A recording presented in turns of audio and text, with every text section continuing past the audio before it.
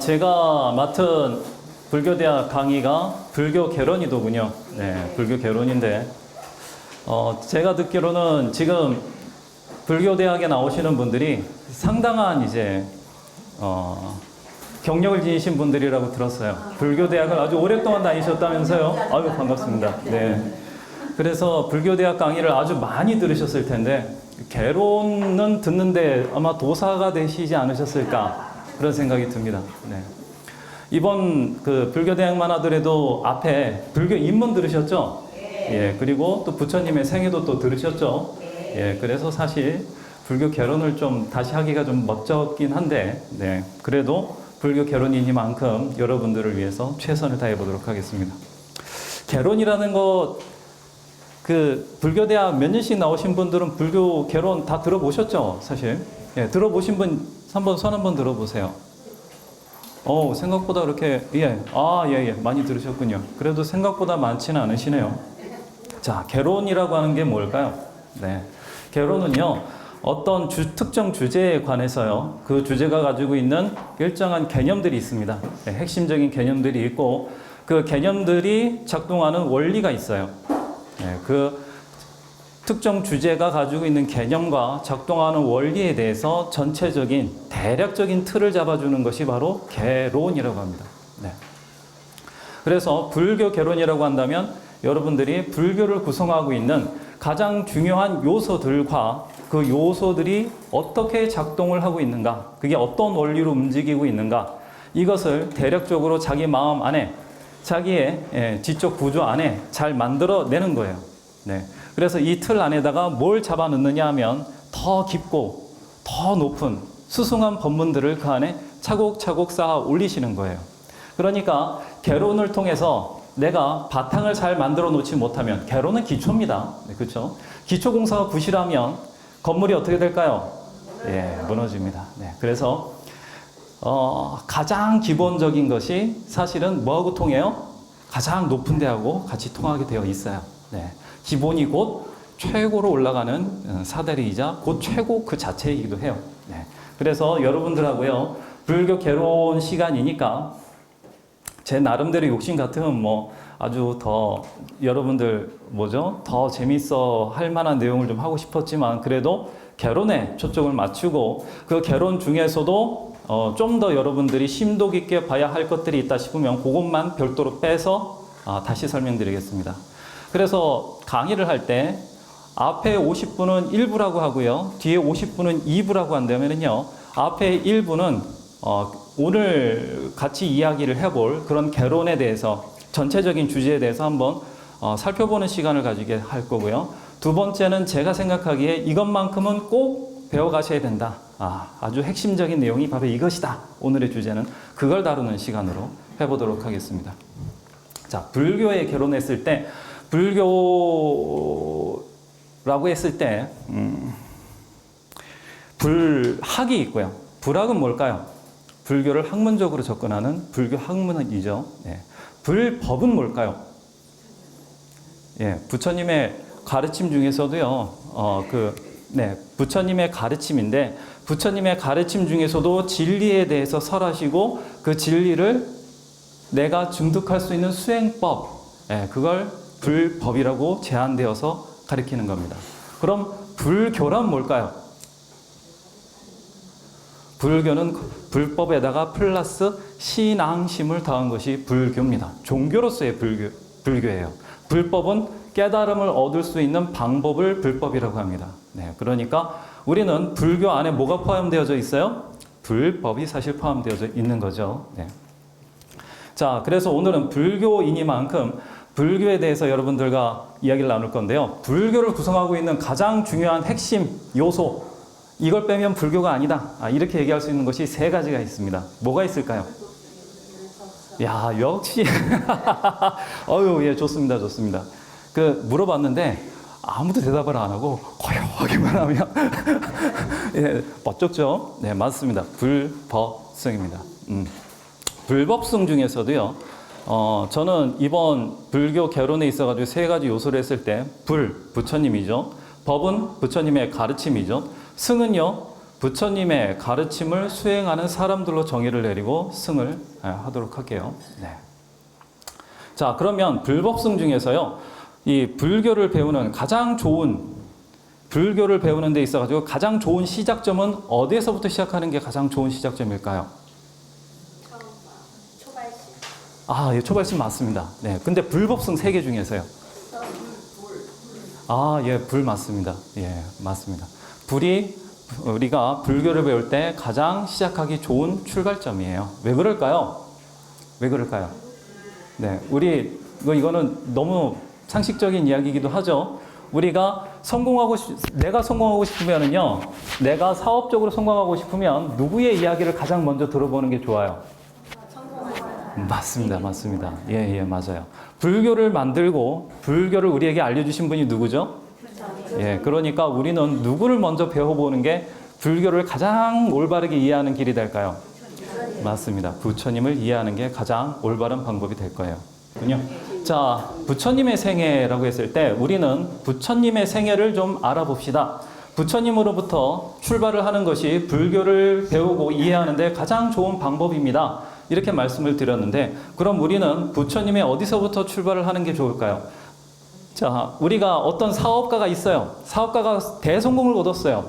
그러면 그 사업가가 성공할 수밖에 없는 원인들이 있겠죠. 근데 그 원인을 성공한 다음부터만 찾을까요? 성공하기 이전부터 찾아야 될까요? 이전부터 찾아야 되죠. 부처님은 어떨까요? 부처님의 그 훌륭한 가르침과 그런 공덕을 배우기 위해서는요, 부처님이 된 순간부터 배우는 게 좋을까요? 아니면 부처님을 이루기 이전부터 배우는 게 좀 좋을까요? 그렇죠. 부처님으로서 존재하기 이전에 어떤 존재였고 어떻게 부처님이 될 수 있었던가, 이걸 아는 게 중요하겠죠. 그죠? 자, 부처님은요, 우리한테 뭐라 가르치셨느냐 하면 윤회가 있다고 가르치셨어요. 당신께서도 단박에 부처님이 되신 것이 아니라 수많은 전생을 통해서 보살로서 살아오신 결과 부처님이 되셨다고 말씀하셨죠. 자, 그러면 우리가 부처님의 생애를 살펴볼 때 불교에서는 이런 표현하기 좋아해요. 무시이래로. 이런 표현 좋아하죠. 알 수가 없는 거예요. 언제부터 시작했는지. 그러니까 아주 옛날부터 도저히 인간의 인지로서는 파악하기 힘든 아주 과거부터 존재해 왔던 거예요. 어떤 것이요? 생명이라고 하는 중생들의 세계가요.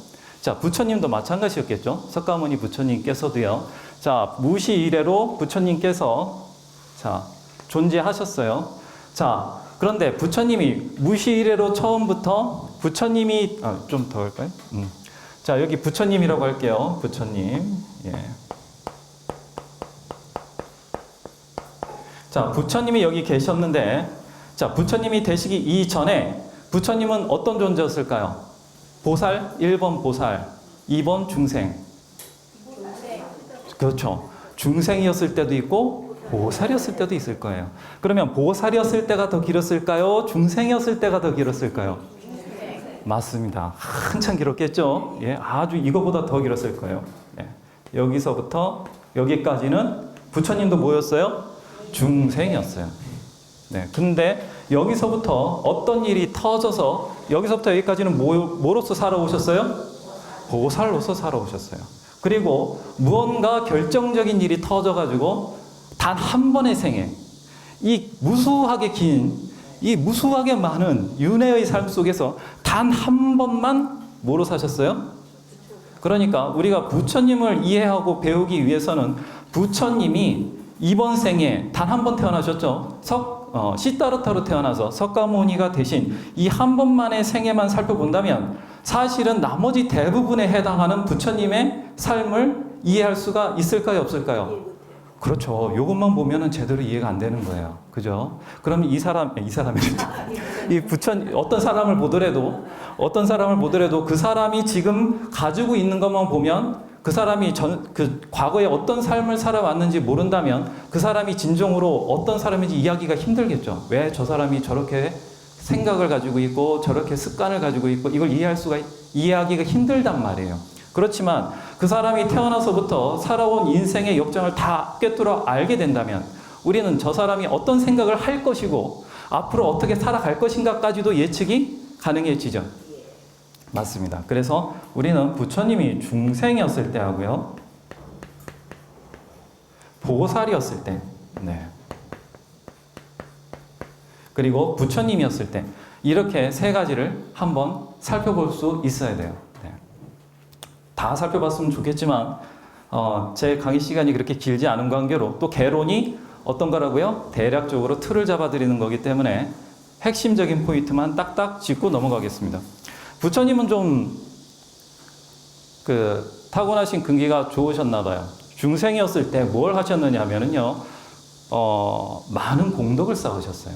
네, 많은 공덕을 쌓으셨습니다. 그래서 뭐 짐승으로 태어나신 적도 있었지만 뭐 장자로도 태어나고 심지어 전륜 성왕으로도 태어났어요. 그런데 보살은 아니었습니다. 보살은 아니었어요. 왜 보살이 아니었다는 건 뭘까요? 반야바라밀, 지혜가 아직 구비되어져 있지 않았다. 그냥 착한 일을 하는 그런 존재였다. 이 진리를 모르고요, 반야바라밀이 없이 그냥 내가 하는 막연한 선행은요, 나를 탐진치로부터 구출해 주나요? 못 구출해 주나요? 예, 못 구출해 주죠. 다시는 돌고 돌아서 제자리로 도로 나무 아미타불, 이 뜻은 아닙니다. 도로 나무 아미타불은 그런 뜻은 아닌데, 도로 나무 아미타불은 아무리 빠져나가려고 해봐야 결국 불상 안에서 돌고 돈다 이 얘기죠. 네, 어쨌든 자, 중생이었는데 아무리 이 수많은 윤회의 세월 동안에 부처님도 만나고 아라한도 만나고 뭐 영각도 만나고 뭐 벽지불도 만나고 해서 공양을 많이 올렸단 말이에요. 그런데 보살이 못 됐어요. 네, 보살이 못 됐습니다. 네. 그렇지만 이 중생으로서 보살이 될 수 있는 어떤 특이한 일이 하나 딱 벌어지게 되는데, 그게 아무렇게나 만들어진 것이 아니고요. 중생일 때 뭘 부지런히 했어요? 보시와 지계를 부지런히 쌓아온 공덕으로 어떤 인연을 딱 만나게 됩니다. 그 인연이 무엇이었느냐 하면은요, 네, 일정한 이런 거 들어보셨어요? 중국말에요. 이렇게, 예, 여기 구덩이가 있는데 비가 막 와요. 비가 오는데 이 턱을 넘어서 물이 흐르려면 여기가 어떻게 돼야 되나요? 채워져야 되죠. 그죠? 여기가 차지 않으면 물은 흐르나요? 흐르지 않나요? 맞습니다. 우리가 생각하고 있는 공덕이나 지계도 마찬가지예요. 우리가 생각하는 좋은 스승을 만날 수 있는 인연의 힘도 뭐가 쌓여야지만 가능해져요? 공덕과 지계의 힘이 일정 수위에 달해야지만 흐를 수가 있는 거예요. 인연의 물결이요. 지혜도 마찬가지입니다. 지혜는 그냥 앉아서 내가 큰 스승이 가르쳐준 대로 선정 수행만 하면 지혜가 흐를 것 같죠? 안 그렇습니다. 어느 정도의 갖춰진 공덕과, 그죠? 지혜의 힘이 갖춰져야지만 뭐가 흘러요? 예, 지혜의 힘이 흘러 나오게 되어 있어요. 자, 그래서 한창 중생으로 살아가고 있던 부처님의 전생에 이런 힘이 딱 갖춰진 그런 순간이 딱 오게 되겠죠. 네. 그래서 그 힘이 딱 모아졌을 때 부처님이 뭘로 태어났느냐 하면 수메다라고 하는 존재로 태어나게 됩니다. 자타카에서 혹시 많이 들어보시지 않았나요? 수메다? 예. 수메다로 딱 태어나게 돼요. 예. 그런데 수메다로 태어났는데 이 수메다가 이 석가모니 부처님에게 있어서는 아주 결정적인 전생 중에 하나예요. 이 수메다로서 태어났기 때문에 이때에 수메다로서 만들어진 인연의 힘으로 석가모니 부처님까지 가게 된 거예요. 어떤 일이 벌어졌느냐? 수메다로 태어났어요. 바라문이었대요. 아버지 어머니가 계셨는데 아버지 어머니도 바라문이었겠죠. 그죠? 아주 고귀한 신분의 귀족, 아주 최상위 사제 그룹이었단 말이에요. 예. 그래서 돈도 굉장히 많았어요. 억만장자였어요. 네. 그런데 그 아버지 어머니가 일찍 돌아가시게 됩니다. 아버지 어머니가 아직 수메다가 어릴 때 일찍 돌아가시다 보니까 아버지와 어머니의 죽음을 일찍 겪게 되면 아이들이 어떻게 되나요? 예, 조숙해지고 철이 들고 빨리 애늙은이가 빨리 되죠. 자, 그래서 수메다가요 꼭 무슨 생각을 했느냐 하면 이런 죽음이라고 하는 허망한 현상 속에서 내가 이런 큰 돈을 가지고 지내봐야 무슨 의미가 있겠느냐고 이 돈을 다 보시를 해버립니다. 네, 그리고 산에 들어가서 수행을 해요. 아, 이 죽음을, 이런 허망함을 피할 수 있는 것이 있는가 하고 수행을 하게 됩니다. 근데 마침 그때 연등불이 나타납니다. 연등불이 나타나요. 자, 연등불이 나타나서 숨에다가 뒷방뒷가야라고 그럴 겁니다. 아마 한발리어로. 그래서 연등불이 딱 나타나셨다라고 하는 소문을 듣고 숨에다가요, 그 연등불을 딱 만나러 가게 되는데요. 이전에 중생이었을 때에도 부처님을 전륜 성왕으로 태어나가지고 부처님한테 공양을 올린 적이 수도 없이 많았다라고 되어 있거든요. 근데 이번에 수메다는 좀 틀렸어요. 예, 뭐가 틀렸느냐 하면은 부처님을 만나 뵙게 되자 저 멀리서 오는 부처님의 모습을 보자마자 그 부처님의 그 공덕의 힘, 덕화를 딱 입어서 자기도 모르게 엄청난 신심이 생기면서 귀의를 해버리게 됩니다. 마음속으로요. 그러면서 부처님을 위해 가지고 나도 저 위대한 연등불을 위해 가지고 나도 뭔가 보시를 해야 되겠다. 그래서 그 부처님이 지나가실 길의 일정 부분을 자기가 좋게 지나가실 수 있게 내가 맡아가지고 여기를 좀 정리를 하겠습니다 하고 거기를 맡아가지고 정리를 합니다. 그런데 정리를 하다 보니까 좀 부족해요. 예, 가지고 있는 짐승 가죽도 덮고 땅도 평탄화 작업도 하고 했는데 좀 남았어요. 물구덩이가 메워지질 않는 거예요. 자, 그러다 보니까 고민을 합니다.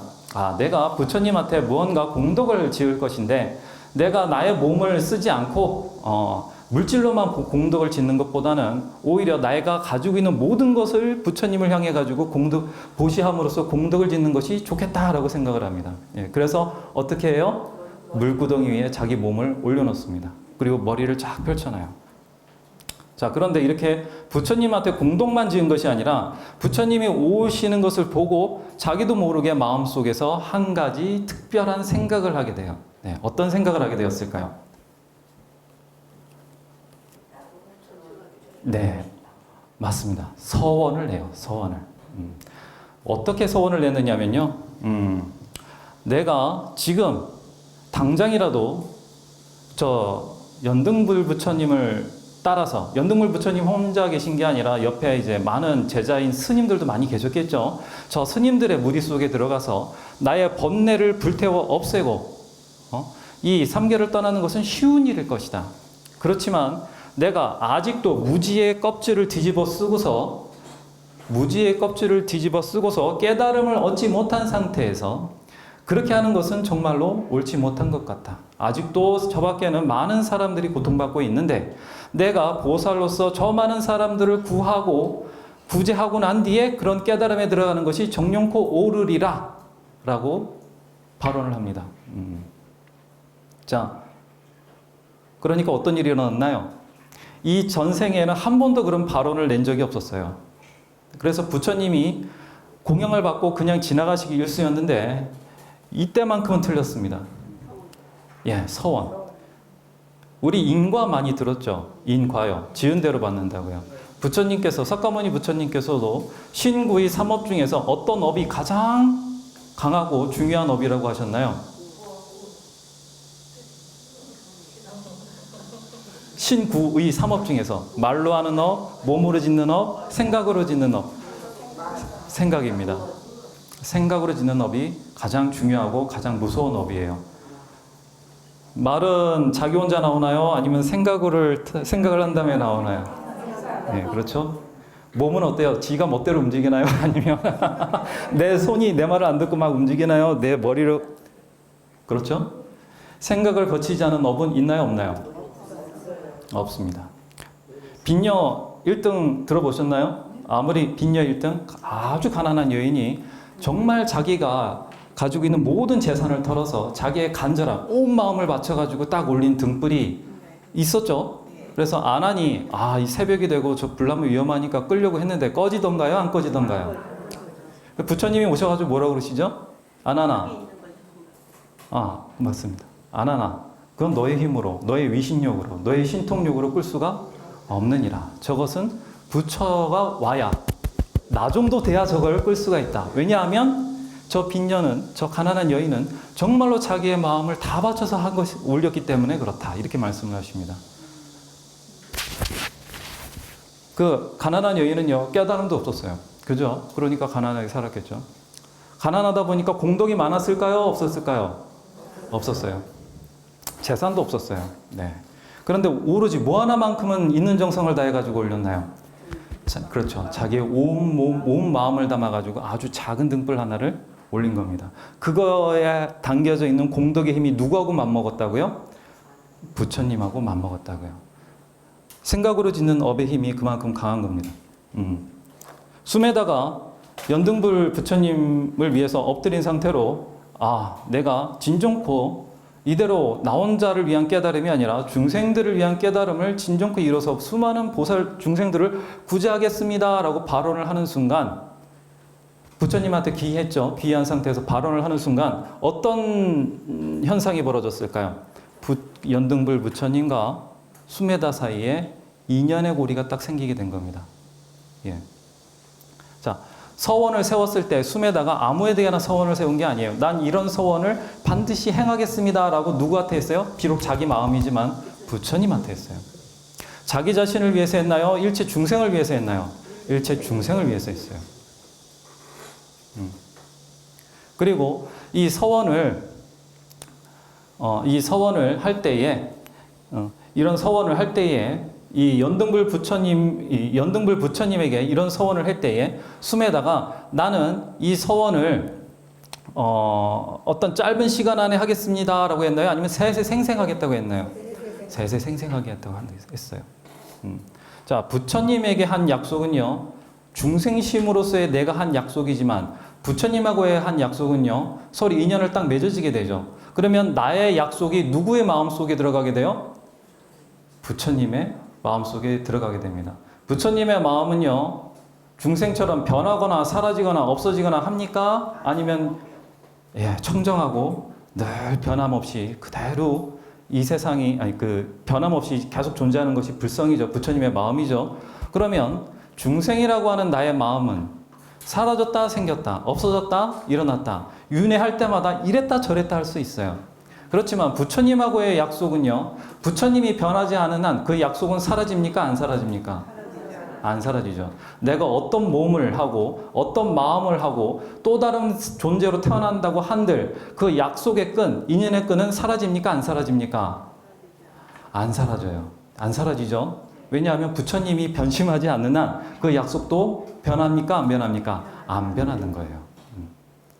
수메다를 이끄는 인연의 힘이 뭐였다고요? 그 부처님과의 약속이었다고요. 그걸 뭐라고 불러요?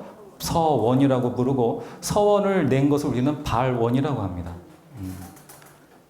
수메다의 운명을 바꿔준 거는요, 돈도 아니었고요, 신통력도 아니었고요, 누군가 특별한 존재가 와서 준 어떤 보물도 아니었어요. 오로지 뭐였다고요? 자기 마음에서 진실되게 일어난 발원의 힘이었다고요. 네. 그 발원의 힘이 수메다를 완벽하게 다른 존재로 만들어줍니다. 중생에서 뭘로요? 보살로 바꿔주게 됩니다. 자, 보살로서 바꿔주게 돼요. 그래서 수메다가요, 연등불 부처님이 지나가시고 난 뒤에, 그냥 지나가신 게 아니죠, 참. 그냥 지나가면 안 되죠. 연등불 부처님이 딱 그냥 지나가면 안 되죠. 이야기가 좀 이상해지죠. 자, 부처님이 지나가시다 말고, 비구들아, 저 수메다라고 하는 저 청년의 머리나 이런 것을 너희들은 도저히 밟으면 안 된다. 너희들의 공덕으로는 감당할 수가 없다. 오직 열애인 나만 밟고 지나갈 수가 있느니라. 왜냐하면 저 수메다라고 하는 저 청년이 낸 발언, 서원은 진정코 열애만이 받아들일 수 있는 발언이기 때문이다. 이렇게 얘기를 하고 밟고 지나가면서 수메다에게 수기를 줍니다. 너는 오랜 세월 뒤에 뭐가 돼요? 석가모니 부처가 될 것이다.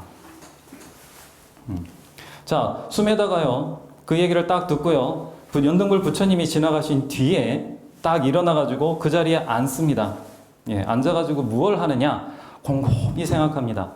내가 이제 발언을 했고 부처님께서 수기를 주셨으니 나는 이제부터 내가 행한 그 발언에 맞게끔 부처가 되기 위한 그 어떤 행위를 해야 될 것인데, 이제부터 어떤 것을 행해야지만 내가 부처가 될 수 있을 것인가, 일체 중생을 구제할 수 있을 것인가 곰곰하게 생각을 하면서 그동안 닦은 수행의 힘으로 다른 부처들은 보살일 때 뭘 했나 하고 이렇게 되돌아보기 시작합니다. 그래서 나 말고 다른 보살들은 도대체 뭘 했나 살펴봤더니 뭘 했을까요? 봐라, 미를 행한 거예요. 네, 육바라미를 행한 겁니다. 그래서 수메다는 그때부터 육바라미를 닦기 시작합니다. 자, 중요한 거 하나 나왔죠. 여러분, 육바라미를 그 이전에 수메다가 알았습니까? 몰랐습니까? 몰랐어요. 발언을 한 뒤에 뭐가 등장해요? 육바라밀, 바라밀이 나와요. 그죠? 그러니까 여러분들이 불교의 수행에 관심이 있다면 발언이 먼저인가요? 아니면 육바라밀을 닦겠다고 하는 수행이 먼저인가요? 발언이 먼저라는 걸 아셔야 돼요. 네, 발언을 세우지 않으면 수행에 진정코 수행을 이루려고 하는 마음이 있다더라도 수행이 이루어질 수가 없습니다. 자, 그래서 수메다가요, 이제 자, 수메다가 이제 몸을 바꿔가면서 보살로서의 바라밀행을 열심히 했겠죠. 네, 가장 유명한 게 아마 두 가지일 겁니다. 하나는 설산동자 이야기 있죠.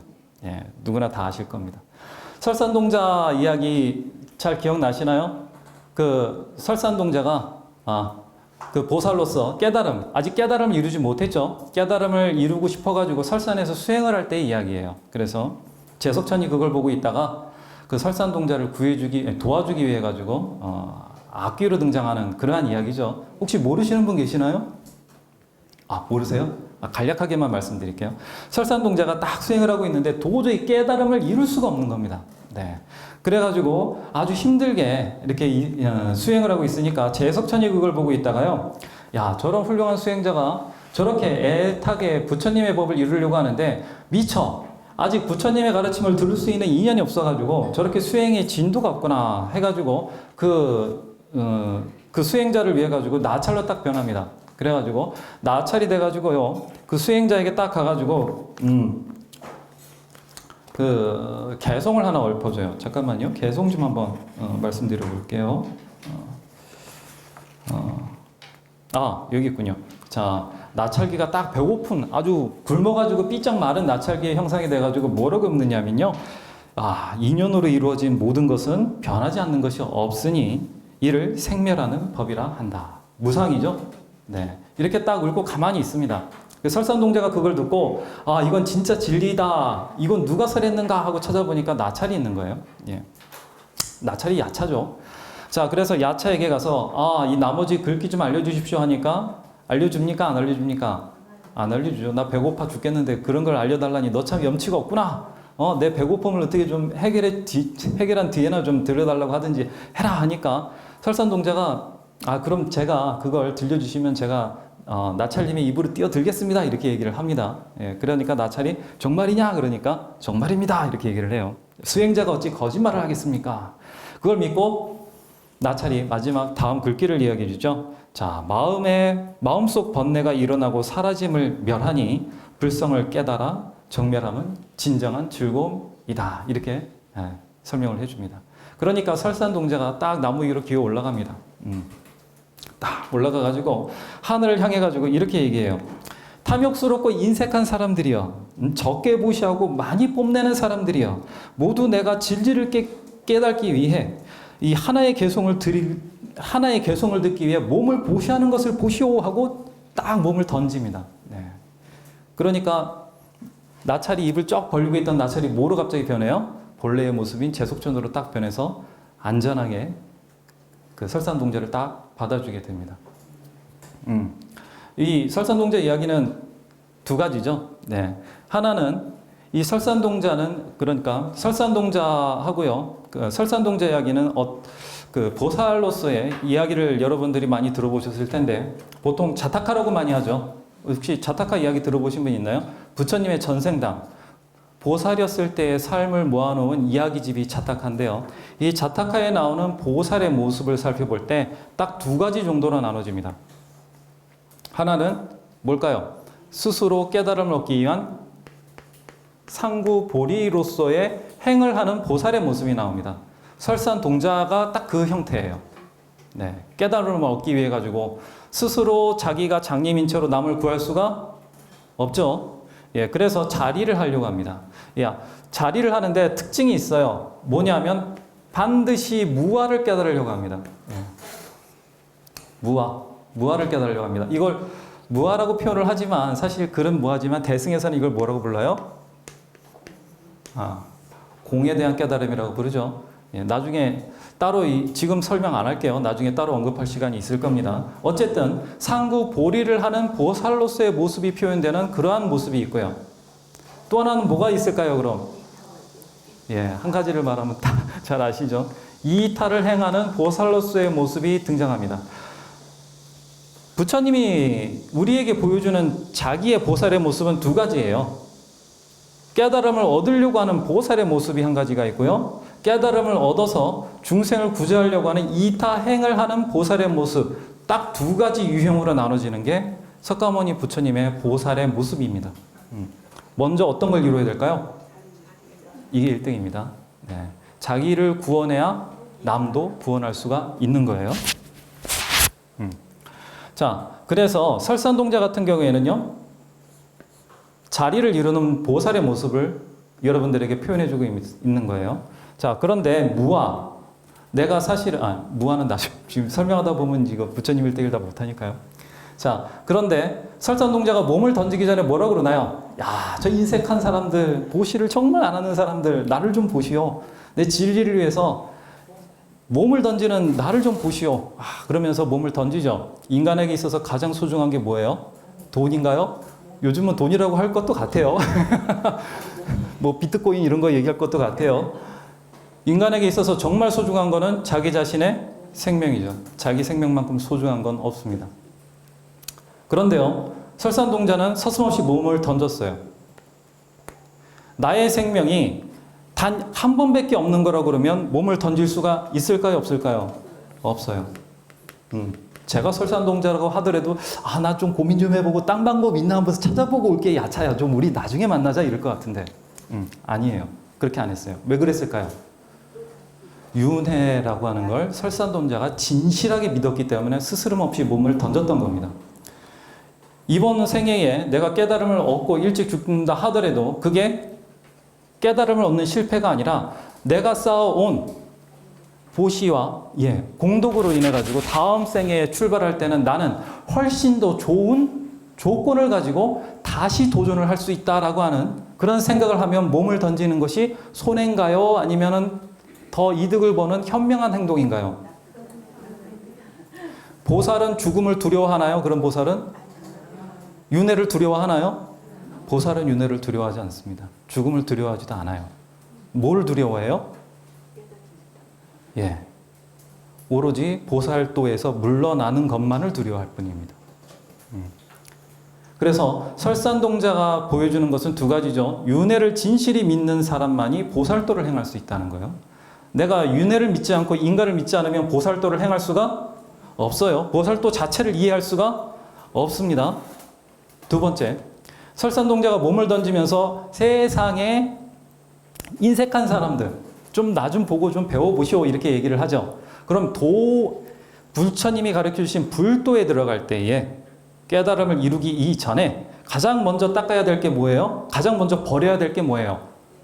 우리가 인색할 때에는, 우리가 아주 짠돌이 짓을 할 때에는 왜 짠돌이 짓을 하나요? 그걸 가졌을 때 누구에게 이익이 되기 때문에 그래요? 나요.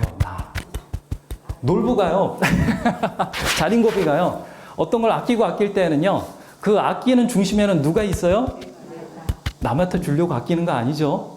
그러면 내가 나를 위해서 아끼는 것은요, 이걸 아는 건가요? 아니면 지금 존재하는 물질 덩어리인 내가 나라고 생각을 하는 건가요? 지금 있는 이 물질이 진짜 나라고 여기고 있는 거예요. 그러니까 그 사람은요, 나에게 집착을 하고 인색하면 인색할수록 진리와 가깝나요? 먼가요? 무지스럽나요? 아니면 좀 현명한가요? 나에 대한 집착을 떨쳐내는 가장 좋은 방법이 뭐예요? 보시입니다. 내 걸 덜어내면 덜어낼 만큼 나는 뭐가 생겨요? 내 거라고 하는 것, 나라고 하는 것에 대한 집착이 조금씩 떨어져 나가게 되고요. 그죠? 그리고 나라고 하는 것을 조금씩 떨어져 낼 뿐만 아니라 그 쌓여있는 공덕으로 인해 가지고 뭐가 생겨요? 점점 더 좋은 인연이 생기게 됩니다. 여러분 그런 말 들어봤어요? 초록은 동색이라고요? 네. 인색한 사람은 누굴 좋아해요? 인색한 사람. 많이 인색해 보셨네. 주부님들은 아끼는 것은 인색하고는 다른 겁니다. 그죠? 예. 하려다 말이 안 나오네. 초록은 동색이죠. 지혜로운 사람은 누굴 좋아해요? 지혜로운 사람을 좋아해요. 인색한 사람은 인색한 사람을 좋아합니다. 계율을 잘 지키는 사람은 계율을 잘 지키는 사람을 좋아해요. 공덕이 많은 사람은 공덕이 많은 사람을 좋아하게 되어 있습니다. 내가 공덕과 지혜를 많이 접하면 접할수록 난 누구를 만날 확률이 더 높아져요? 공덕과 지혜를 갖추고 있는 더 훌륭한 사람을 만날 확률이 점점점 높아집니다. 아까 이거 설명드렸죠? 예, 쌓이면 쌓일수록 언젠가 툭 터져서 흐르게 된다고요. 진짜 여러분들이 나를 이끌어줄 스승을 많이 만나고 싶으면 뭐부터 해야 돼요? 예, 보시와 공덕부터 지키셔야 돼요. 그래야 여러분들의 지혜가 증장이 되고요. 지혜가 증장이 돼야 올바른 스승을 볼 수 있는 눈이 생기게 되고 진정한 부처님의 가르침 속으로 들어갈 수가 있는 겁니다. 자, 이 타 하나만 더 설명하고 들어갈까요? 비둘기 이야기 아세요? 비둘기 이야기요? 비둘기가 날라오니까 비둘기가 어떤 왕이 있었는데 이 얘기는 다 아실 것 같은데. 아, 그래요? 알겠습니다. 자, 비둘기가 한 마리 딱 날아와서 폼에 쏙 들어갔어요. 왕의 품 속으로. 그러니까 매가 한 마리 또 날라와가지고 예, 창틀에 딱 앉아가지고 왕을 이렇게 쏘아봅니다. 자, 그러면서 뭐라고 했느냐 하면 아이고 배고파 죽겠는데 왕아, 네가 지금 품고 있는 그 비둘기 나의 점심이니 나에게 다오, 이렇게 얘기를 해요. 근데 그 왕은 뭐였어요? 예, 이 숨에다가 환생을 거듭해가지고 나타난 보살이었단 말이에요. 그러니까 계율을 잘 지켰어요. 불살생을 하고 싶단 말이에요. 비둘기를 살리고 싶어요. 그러니까 줄까요, 안 줄까요? 예, 그냥 막무가내로 안 주면 되나요? 이씨 저리 가 하고 이씨 어디서 나 왕인데 이씨 얘들아 저놈을 당장 어떻게 하라 이렇게 되면 다 해결되는 게 아니죠. 그죠? 보살의 불살생은요 비둘기만 살리는 게 다가 아니죠. 모두 살려야 돼요? 예, 모든 중생을 다 살려야 되는 겁니다. 그러다 보니 야 그럼 매야 너 배고픈데 그럼 내가 어떻게 하면 좋겠느냐 하니까 나의 굶주림도 사라지게 해다오, 이렇게 얘기를 해요. 그래서 얼마나 주면 되는데 비둘기만큼의 고깃덩이를 주시오 하니까 왕이 저울을 가져와라 그래가지고 자기의 살을 올리기 시작하죠. 하나 올리고, 두 개 올리고, 세 개 올리고, 네 개 올리고, 팔도 올리고, 다리도 올리고, 점점 올라가요. 그런데, 자, 요렇게 여기 비둘기가 이쪽에 있다고 한다면요. 이게 내려가나요? 안 내려가나요? 안 내려갑니다. 그래서 할 수 없이 왕이 자기 몸 전체를 올리자 그때 이렇게 수평이 딱 맞아져요. 저울이 드디어 수평이 맞아졌단 말이에요. 왜 그랬을까요? 비둘기가 왜 왕하고 맞먹는 존재였을까요?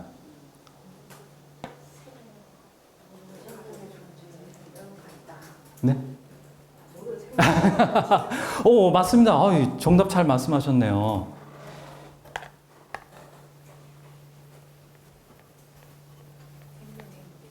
네.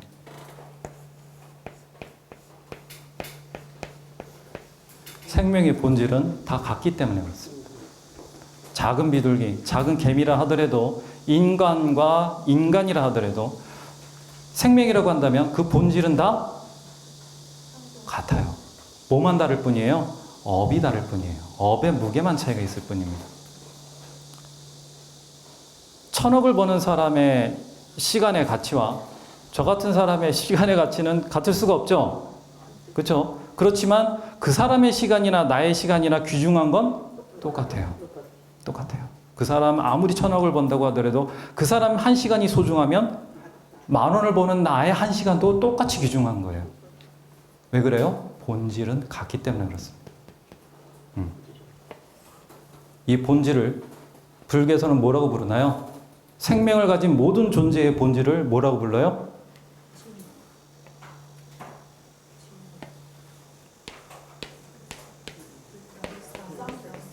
불성이라고 부릅니다. 제가 저하고 같이 공부하시는 보살님들한테요. 누가 스님이 자꾸 뭐 귀찮게 물어봐요. 경전으로 갔더니 자꾸 뭐 모르는데 뭐 알아야 대답을 하지. 자꾸 물어봐. 그러면 뭐라고 대답하라고 그러냐면요. 아, 스님 불성 아닌 게 뭐 있나요? 그러면 7, 80%는 먹고 들어간다. 예. 자꾸 모르는데 물어보면 아, 스님 불성 아닌 게 뭐 있나요? 해보세요. 된다니까요. 스님 아무 말 안 해요. 불성입니다. 비둘기가 가지고 있는 생명의 본질인 불성이나 왕인 나의 불성에 같아요. 공덕은 다르겠죠. 업은 달라요. 하지만 불성만큼은 똑같아서 차별이 있을 수가 없습니다. 그래서 저울은 왕과 비둘기가 수평을 이룬 거예요. 나나 왕이란다. 비둘기나 왕이 같단 말이에요. 본질에 있어서는요. 그러면 둘은 차별이 있나요? 아니면 딱 하나인가요? 사실은 본질에 있어서는요. 하나예요. 그죠? 하나죠. 그걸 불교에서는 뭐라고 불러요? 자타불이라고 부르는 겁니다. 둘이 아닌 마음이라고요. 사실 본질에 있어서는요. 비둘기의 마음이나 나의 마음이 사실은 본질적으로는 하나이기 때문에 나를 사랑하듯 대상을 사랑할 수가 있는 거예요. 그죠? 내가 나를 사랑하는 마음은 변해요? 안 변해요? 안 변해요. 내가 아무리 못된 짓을 하고요. 시험 빵점을 맞고 왔어도 내가 나를 사랑하는 마음은 안 변한다고요. 그런 마음으로 누구를 사랑하라고요? 예. 나와 똑같은 본질을 지닌 중생을 사랑하는 것이 뭐라고요? 예, 불성이고요. 불성에서 나오는 자비라고요. 그래서 우리가 자리 이타했을 때 왕과 비둘기가 수평을 이루는 것은 본질이 같기 때문이고 이 본질은 불성이라고 부르는 겁니다. 본질이라고 하는 측면에서 불성이라고 하는 측면에서요. 나와 비둘기는 둘이 평등해요. 평등이 뭐 같은 가치가 있다는 것이 아니라 정말 둘이 하나라고요. 그죠? 너와 나의 차별이 없는 그러한 존재라고요. 본질적으로. 그러니까 나를 사랑하듯 대상을 사랑할 수 있는 힘이 어디서는 나와요? 본질에서는 나와요. 불성에서는 나오는 거예요. 왜냐하면 같기 때문에요. 비둘기나 나나 본질적으로는. 여기서 나오는 것이 바로 진정한 자비심입니다. 대상에 따라서 내가 좋아하는 사람이고 내 취향인 사람이니까 좋아하는 것이 아니고요. 내가 나를 사랑하듯 내가 오늘 저기 빵점을 맞든 뭐 하든 나를 내가 사랑하는 아주 너그럽죠. 나에 대해선. 그런 사랑하는 마음을 변하지 않고 대상에게 주는 것이요. 그것이 생명의 본질이라고 말하는 겁니다. 불성이요. 그래서 이 자리와 이타를 행하는 보살의 자비심은 어디에서 나와요? 불성에서 나온다는 거. 좀 이해하셨나요? 네. 예, 좋습니다. 네. 자, 그래서 이 불성을 부지런히 닦던 보살이 다시 한번 임계점에 빵 하고 도달하는 순간이 오게 되겠죠. 그죠? 예. 보살행을 부지런히 닦다 보니까 1지에서 7지, 10지 해서 10지 보살이 되었어요. 그죠? 그래가지고 이제 내일 모레면은 이제 부처님이 되어요. 예, 이제 2년의 때만 이제 무리기를 기다리면 돼요. 그래서 뭐가 돼요? 호명보살이 됩니다. 호명보살이 돼가지고 도리천에 딱 올라가가지고 2년을 기다리고 있어요. 자, 2년을 왜 기다렸을까요? 호명보살이면 사실은 부처나 동급이거든요. 부처님 이제 전 단계니까 이제 임명장만 받으면 부처님이니까요. 왜 2년을 기다렸을까요? 그렇게 강력한 지혜와 어마어마한 공덕을 가진 존재가 바로 안 내려가고 왜 2년을 기다렸을까요?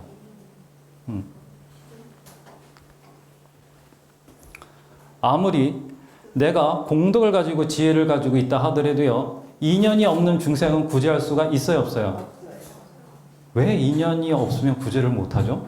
부처님처럼 우리가 생각하기에는 일반 중생이 생각하기에는 그렇게 무한한 지혜와 공덕을 가지고 있는데도 불구하고요.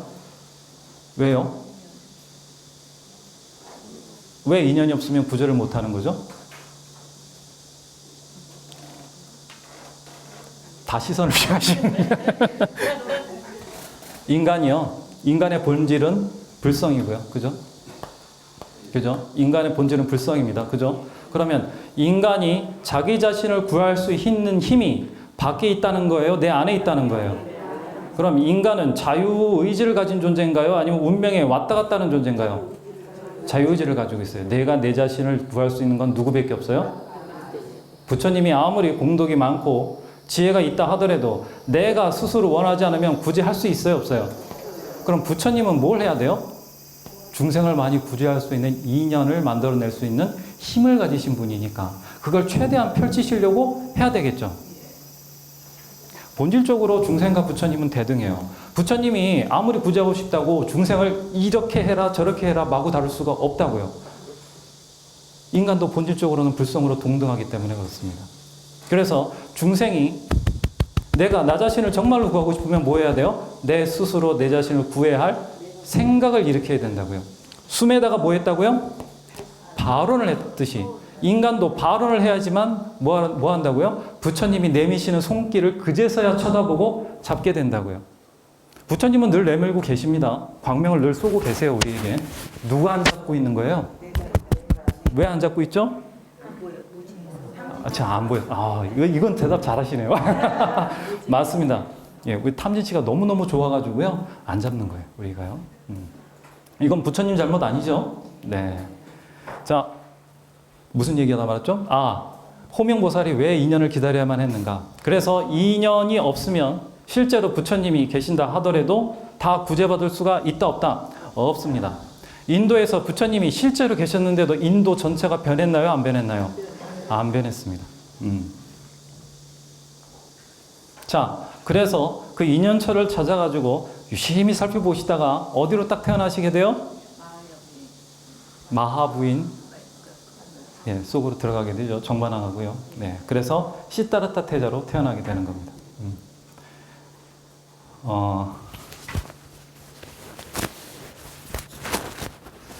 좀 재미있으세요? 아니면 이해가 되세요? 네, 알겠습니다. 자, 시다르타 태자로 요거까지만 한 토막만 하고요. 좀 정리 좀 해볼까요? 자, 시다르타 태자가 아니지.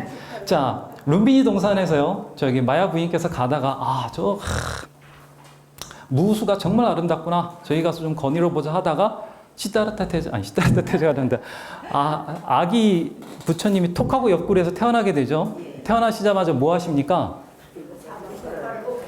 그렇죠.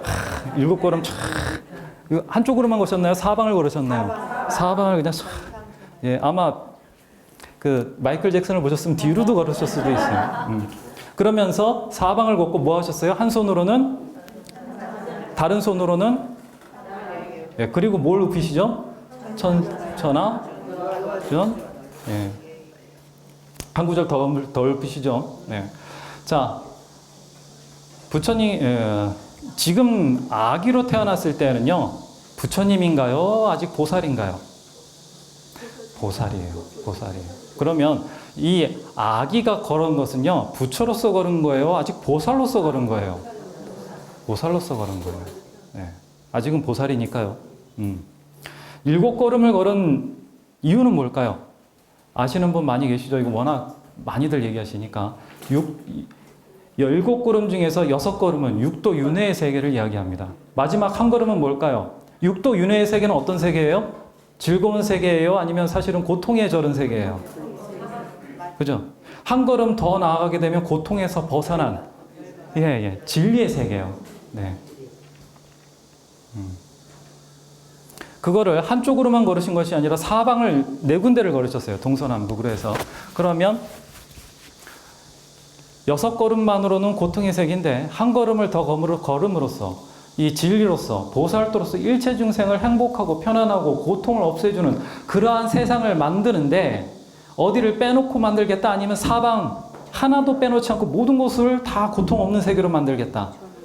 고통 없는 세계로 만들겠다는 거예요. 네. 자, 위하고 아래를 가리켰어요. 위로는 어디부터요?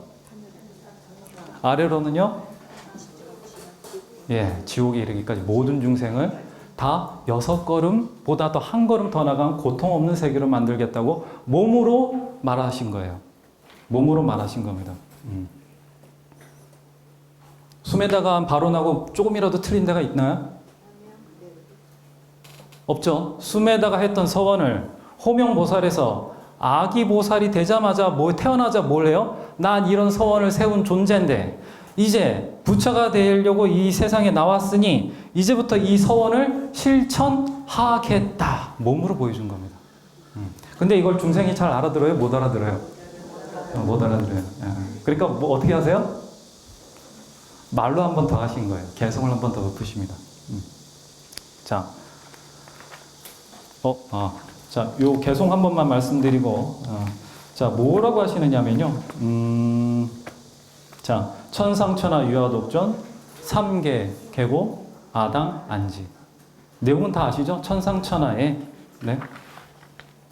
하늘 위와 하늘 아래 오로지 나만이 존귀하니. 자, 나만 존귀하다는 거는 아기 보살, 이 몸, 육체를 가진 이 시타르타 태자라고 불리우게 되는 내가 존귀하다는 거예요? 아니면 서원을 지닌 내가 존귀하다는 거예요? 서원을 지녔기 때문에 존귀하다는 거예요. 네. 삼계의 모든 고통받는 일을 삼가 마땅히 내가 편안케 하리라. 수메다의 서원이 그대로 적혀져 있는 것이 바로 이 아기 때 했던 탄생계입니다. 자, 부처님은 뭐하러 태어나셨어요? 수메다였을 때 세웠던 발언을 실천하기 위해서 태어나셨어요. 태어나자마자 나는 이런 존재로서 이런 것을 행하려고 했다라고 아기 때 이미 보여줬어요. 그러면 부처님의 나머지 생애는 뭘로 점철됐을까요? 그런 서원을 실천하는 것으로서 전 생애를 다 바치시게 됐겠죠. 네. 그리고 부처님의 생애를 우리가 잘 이해하기 위해서는 부처님이 금생, 이번에 석가모니 부처님으로 태어난 금생만 이해하면 안 되고 그 이전에 부처님이 되시기 이전의 삶의 모습도 함께 살펴봐야 된다고 말씀드렸어요. 자, 그래서 이제까지 설산동자와 비둘기를 이렇게 아끼고 사랑한 왕의 모습, 그 두 가지를 통해서 부처님은 보살의 모습으로서 살 때 자리와 이타의 보살을 행했다. 여기까지 말씀드렸고요. 또 수메다와 석가모니 부처님이 되는 그 순간마다 가장 중요한 역할을 한 것이 뭐였다고요? 발원. 자기의 마음으로 만들어낸 청정한 업의 힘이 보살이 되고 부처가 되는 가장 큰 힘이었다. 이렇게 말씀드렸습니다. 성도를 딱 하셨더니 세상에나 부처님이 이런 생각이 들으셨다는 거예요. 아, 나의 깨달음이 너무 높고 높아가지고 야, 이 사바세계에 있는 중생들이 네 얘기를 들어가지고 이거 과연 이해할 수 있겠나? 그냥 고생하지 말고 그냥 쉽게 갈까? 이런 생각을 딱 하셨다는 거예요. 법을 안 펼치실 생각을 하셨다고 하죠. 자, 그러니까요. 그 생각을 하시자마자 두 존재가 나타납니다. 어떤 존재가 나타나느냐 하면 바로 부처님이 성도하는 걸 가장 싫어했던 대범천왕이 딱 나타나게 됩니다. 그래서 파수는 당연히 뭐라 그럴까요? 어이구, 부처님 잘 생각하셨습니다. 정말 현명하신 생각입니다. 깨달음을 이루셨는데 뭐 이제 와가지고 약속을 안 지킨들 누가 뭘 할 사람이 있겠습니까? 당장 열반에 들어서 딱 이렇게 얘기를 했단 말이에요. 반대로 대범천은 뭐라 그랬을까요? 아니, 약속한 건 지키고 가셔야지요. 가고 싶으시더라도 뭐는 하고 가시라고요? 약속은 지키고 줄 건 주고 가시라. 이렇게 얘기를 한 거예요. 한마디로 법을 펼쳐 주십시오. 이렇게 간청을 한 겁니다. 보통 이 대목에 있어가지고요. 나중에 부처님이 내 법을 알아들을까 나 참 염려가 되어가지고 한 사람도 못 알아들을 것 같아가지고 나 그냥 갈 게 좋을 것 같은데 이렇게 말씀을 하셨다고 하는데 사실 이 장면은요. 특정한 목적을 가지고 이야기한 겁니다. 정작 부처님이 전법을 딱 펼치기 시작하자 귀의하는 제자들이 어때요? 막 샘 쏟듯이 막 들어오게 되죠. 그러면 부처님의 지혜가 모자랐다 이렇게 볼 수도 있죠. 아니에요. 아닙니다. 이 부처님의 일대기 중에서요. 신들이 등장하는 것은 그 의미가 있어서 집어넣은 겁니다. 자, 아까 인연 이야기한 거 혹시 기억하세요? 호명보살이 그 부처와 맞먹는 지혜와 공덕을 지니고도 2년을 기다렸다. 가장 법을 잘 펼칠 수 있는 2년철을 기다렸다. 이렇게 말씀드렸죠. 이 장면도 그 장면과 흡사합니다. 자, 부처님이 내가 이제 법을 펼칠 때 부처님 혼자 손을 내밀면 다 된다고 그랬어요? 아니면 인간도 같이 손을 내밀어 줘야 된다고 그랬어요? 똑같은 본질을 지니고 있는 자유의지를 지니고 있는 존재이기 때문에 인간도 자기 스스로 업을 만들어 나갈 수 있는 힘이 있고 내가 내 자신을 구원할 수 있는 건 내 자신밖에 없기 때문에 내가 손을 내밀지 않으면 부처님도 어쩔 수가 없다. 그 중생은 어쩔 수가 없는 거예요. 포기한다는 게 아니에요. 어쩔 수가 없어요. 뭐 할 때까지요? 정신 차리고 이것이 정말 내가 나라고 여기고 이렇게 사는 것이 정말 고통스러운 일이구나 하고 깨닫기 전에는 어쩔 수가 없는 거예요. 불보살님도 어쩔 수가 없어요. 그런 분은. 뭐 할 때까지 기다려야 돼요? 부처님도 그러니까 그분들이 마음 낼 때까지 기다리셔야 되는 거예요. 안 오네, 아이 가야지 하고 가는 거 아닙니다. 자, 부처님이 이제 성불 하셔가지고 시타르타 태자에서 고타마 사문에서 이제 뭐가 된 거예요? 세존이 되셨어요. 세존이 되셨어요. 세존이 돼가지고 법을 딱 펼치시는데 앞으로 법을 펼칠 때 중생들이 어떤 모습으로 석가모니 부처님을 대하게 될까요? 아이고, 석가모니 부처님 정말 위대하신 분이네요. 당신의 법을 나는 기필코 따라서 부처님의 법대로 살겠습니다 라고 하는 사람들이 있을 거고, 또 하나는 뭐요? 마왕파순처럼 얘기하든지 말든지 저희 뭔지 나의 이익만 침해하지 않으면 된다, 이런 사람들이 있었겠죠. 이 장면은 어떤 장면인가요? 그럼 마왕파순과 대범천이 나타나서 석가모니 부처님을 이렇게 얘기할 때는 석가모니 부처님을 대하는 중생의 인연은 두 가지라는 거예요. 믿고 따르는 중생과 부처님의 이야기를 귀뚱으로도 안 듣는 중생, 두 가지가 생길 것이다. 실제로 부처님이 보리수 자리를 떠나서 다섯 비구를 찾아가시게 되죠. 왜 다섯 비구를 먼저 찾아가시게 돼요? 다섯 비구에서부터 시작되는 인연만이 가장 광범위하게, 가장 넓게 중생들을 제도할 수 있는 인연의 시작점이었기 때문에 다섯 비구를 찾아가신 거예요.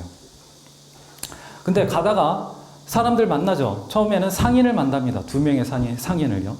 두 명의 상인은 부처님을 보자마자 귀의합니다. 아, 거룩하신 분이고 정말 훌륭하신 분인 것 같다 하고 귀의를 해요. 최초의 제가 신도들입니다. 사실상. 삼보에 귀의한 건 아니었어요. 그때만 해도 부처님이 계시고 부처님의 가르침은 있었지만 누구는 없었어요? 승보가 없었어요. 그래서 이보에만 귀의를 하고 떠나갑니다. 근데 떠돌던 어느 한 명의 수행자가 있었는데 그 수행자는 부처님을 보고 얼굴이 정말 광명이 뛰어나고 훌륭해 보여가지고 뭔가 깨달음을 얻은 것 같단 말이에요. 그래서 가가지고 물어봤어요. 그대의 스승은 누구요? 그랬더니 부처님이 뭐라고 그러세요? 나 독학했는데 이렇게 얘기하시죠. 나는 스스로 깨달음을 얻은 자요. 나는 깨달은 자 세존이라고 하오. 그러니까 그 수행자가 뭐라고 그래요? 에이 뻥치네 하면서 고들한 엉덩이를 치면서 도망갑니다. 믿었어요? 안 믿었어요? 상인은 어떤 존재예요? 이익을 위해, 모든 것이 이익에 따라서 결정되는 존재들이에요. 그죠? 이익이 있어야지만 가는 존재들입니다. 그런 상인들조차도 부처님에게 귀의할 수 있는 인연이 있다면 어떻게 해요? 귀의를 하는 거예요. 떠돌이 수행자는 그나마 수행을 하는 존재예요. 진리를 향해서 살아나가는 존재라고요. 그런 존재조차도 부처님의 가르침을 믿을 만한 지혜가 없다면 어떻게 돼요? 자기 엉덩이나 두드리고 떠나가게 되는 겁니다. 앞으로 부처님을 맞이하게 되는 중생의 모습은 대범천과 파왕, 마순의 두 가지 모습으로 드러나게 되는 거예요. 부처님이 자기 마음대로 중생들을 이랬다 저랬다 하시는 분이 아니라는 겁니다. 부처님은 어떤 분이에요? 중생을 진리로 인도하시는 분이지, 중생을 자기 멋대로 자기 인형처럼 이렇게 해 저렇게 해 강제로 움직이시는 분이 아니라고요. 타종교의 하느님 같은 분이 아니에요. 그죠? 왜 그래요? 인간은 자기가 자기 운명을 개척할 수 있는 존재라고 생각하기 때문에 그렇습니다. 불교는요, 어디까지나 자기가 자기 의지로서 자기를 구원할 수 있는 힘이 내면 안에 있다고 그러지, 내 밖에 있는 존재에 의해서 자기 운명이 바뀐다고 절대 이야기한 적이 없어요. 네. 자, 그래가지고 부처님께서 전도를 딱 떠나시게 됩니다. 전법을 하러 가시게 됩니다. 그래서 다섯 비구를 만나가지고 초전법리를 딱 굴리시게 되죠. 네. 그리고 야사라고 하는 청년을 만나가지고 다시 제자들을 많이 만나가지고 드디어 61명의 아라한들이 딱 갖춰지게 돼요. 자, 61명의 아라한이 딱 갖춰지게 되자 부처님께서 드디어 뭘 하시게 되나요? 전법 선언을 하시게 됩니다. 전법 선언을 하시게 돼요. 네. 이 전법 선언 아주 중요합니다. 부처님의 생애를 살펴볼 때 전법 선언을 그냥 지나가시면은 부처님의 생애 자체를 그냥 지나가시는 거와 마찬가지입니다. 자, 전법 선언은요, 그 61명의 아라한들을 딱 만드신 뒤에 하신 거예요. 그냥 하신 게 아니고요. 61명의 아라한은 승가죠. 최초의 승가는 5 비구가 아란이 됐을 때 만들어졌어요. 그때에도 아라한들로 이루어진 승가였어요. 61명의 전법 선언을 할 때에도 61명의 스님들은 다 아라한이었어요. 그럼 본래 최초의 승가의 성격은 어떤 예, 너무 대답을 잘해주시니까 아라한들이 정식 승가입니다. 한마디로 얘기하면. 왜 그래요? 아라한들의 지혜와 공덕을 가져야만 뭐 할 수 있기 때문에 그래요? 세상의 어지러운 탐진치의 세파 속에서도 중생들을 어떻게 해요? 잘 설득시켜서 깨달음의 길로 인도해 줄 수 있기 때문에 승가는 반드시 아라한들로 이루어져야 되는 거예요. 다는 아니더라도요, 아라한들이 중심이 되어야 하는 거예요. 이해되시나요? 네. 승보는 아라한들입니다. 승가는 아라한이 아닐 수 있어요. 하지만 승보는 뭐라고요? 응공을 받아 마땅할 승보는 누구라고요? 아라한이에요. 승가는 무조건 공양받아 마땅할 존재가 아닙니다. 유명한 이야기 아시죠? 코산비 비구 얘기들 아시죠? 승가였어요. 스님들의 모임이었어요. 근데 이 코산비 비구들이 부처님한테 못되게 구니까 제가 그 코산비 지역에 있는 신도들이 어떻게 했나요? 공양 올렸어요? 안 올렸어요? 안 올렸어요. 그 차이를 분명하게 인식해 주십시오. 자, 전법선언 이거 한번 보고 갈게요. 아무리 시간이 없어도 이건 꼭 다뤄야 될 핵심적인 내용입니다. 자, 전법선언할 때 부처님이 맨 처음 하신 이야기가 뭐라고 하셨느냐? 비구들이요. 나는 존재하는 모든 속박에서 벗어났다. 그대들도 역시 모든 속박에서 벗어났다. 이게 첫 문장입니다. 전법선언을 할 때에 부처님은 물론이고 앞에 60명의 아라한들이 쭉 앉아 있었겠죠. 그러니까 이걸 듣는 모든 존재들은 이 전법선언이라고 하는 것은 누구에게 이야기하고 있는 거예요? 지금 아라한들에게 이야기하고 있는 겁니다. 전법선언을 수행하는 사람들은 아라한들이고 아라한들은 무엇을 갖춘 사람들이에요? 지혜를 완전하게 갖춘 사람들이에요. 부처님의 가르침을 전법을 하기 위해서는 반드시 필수적으로 갖춰야 될 게 뭐라고요?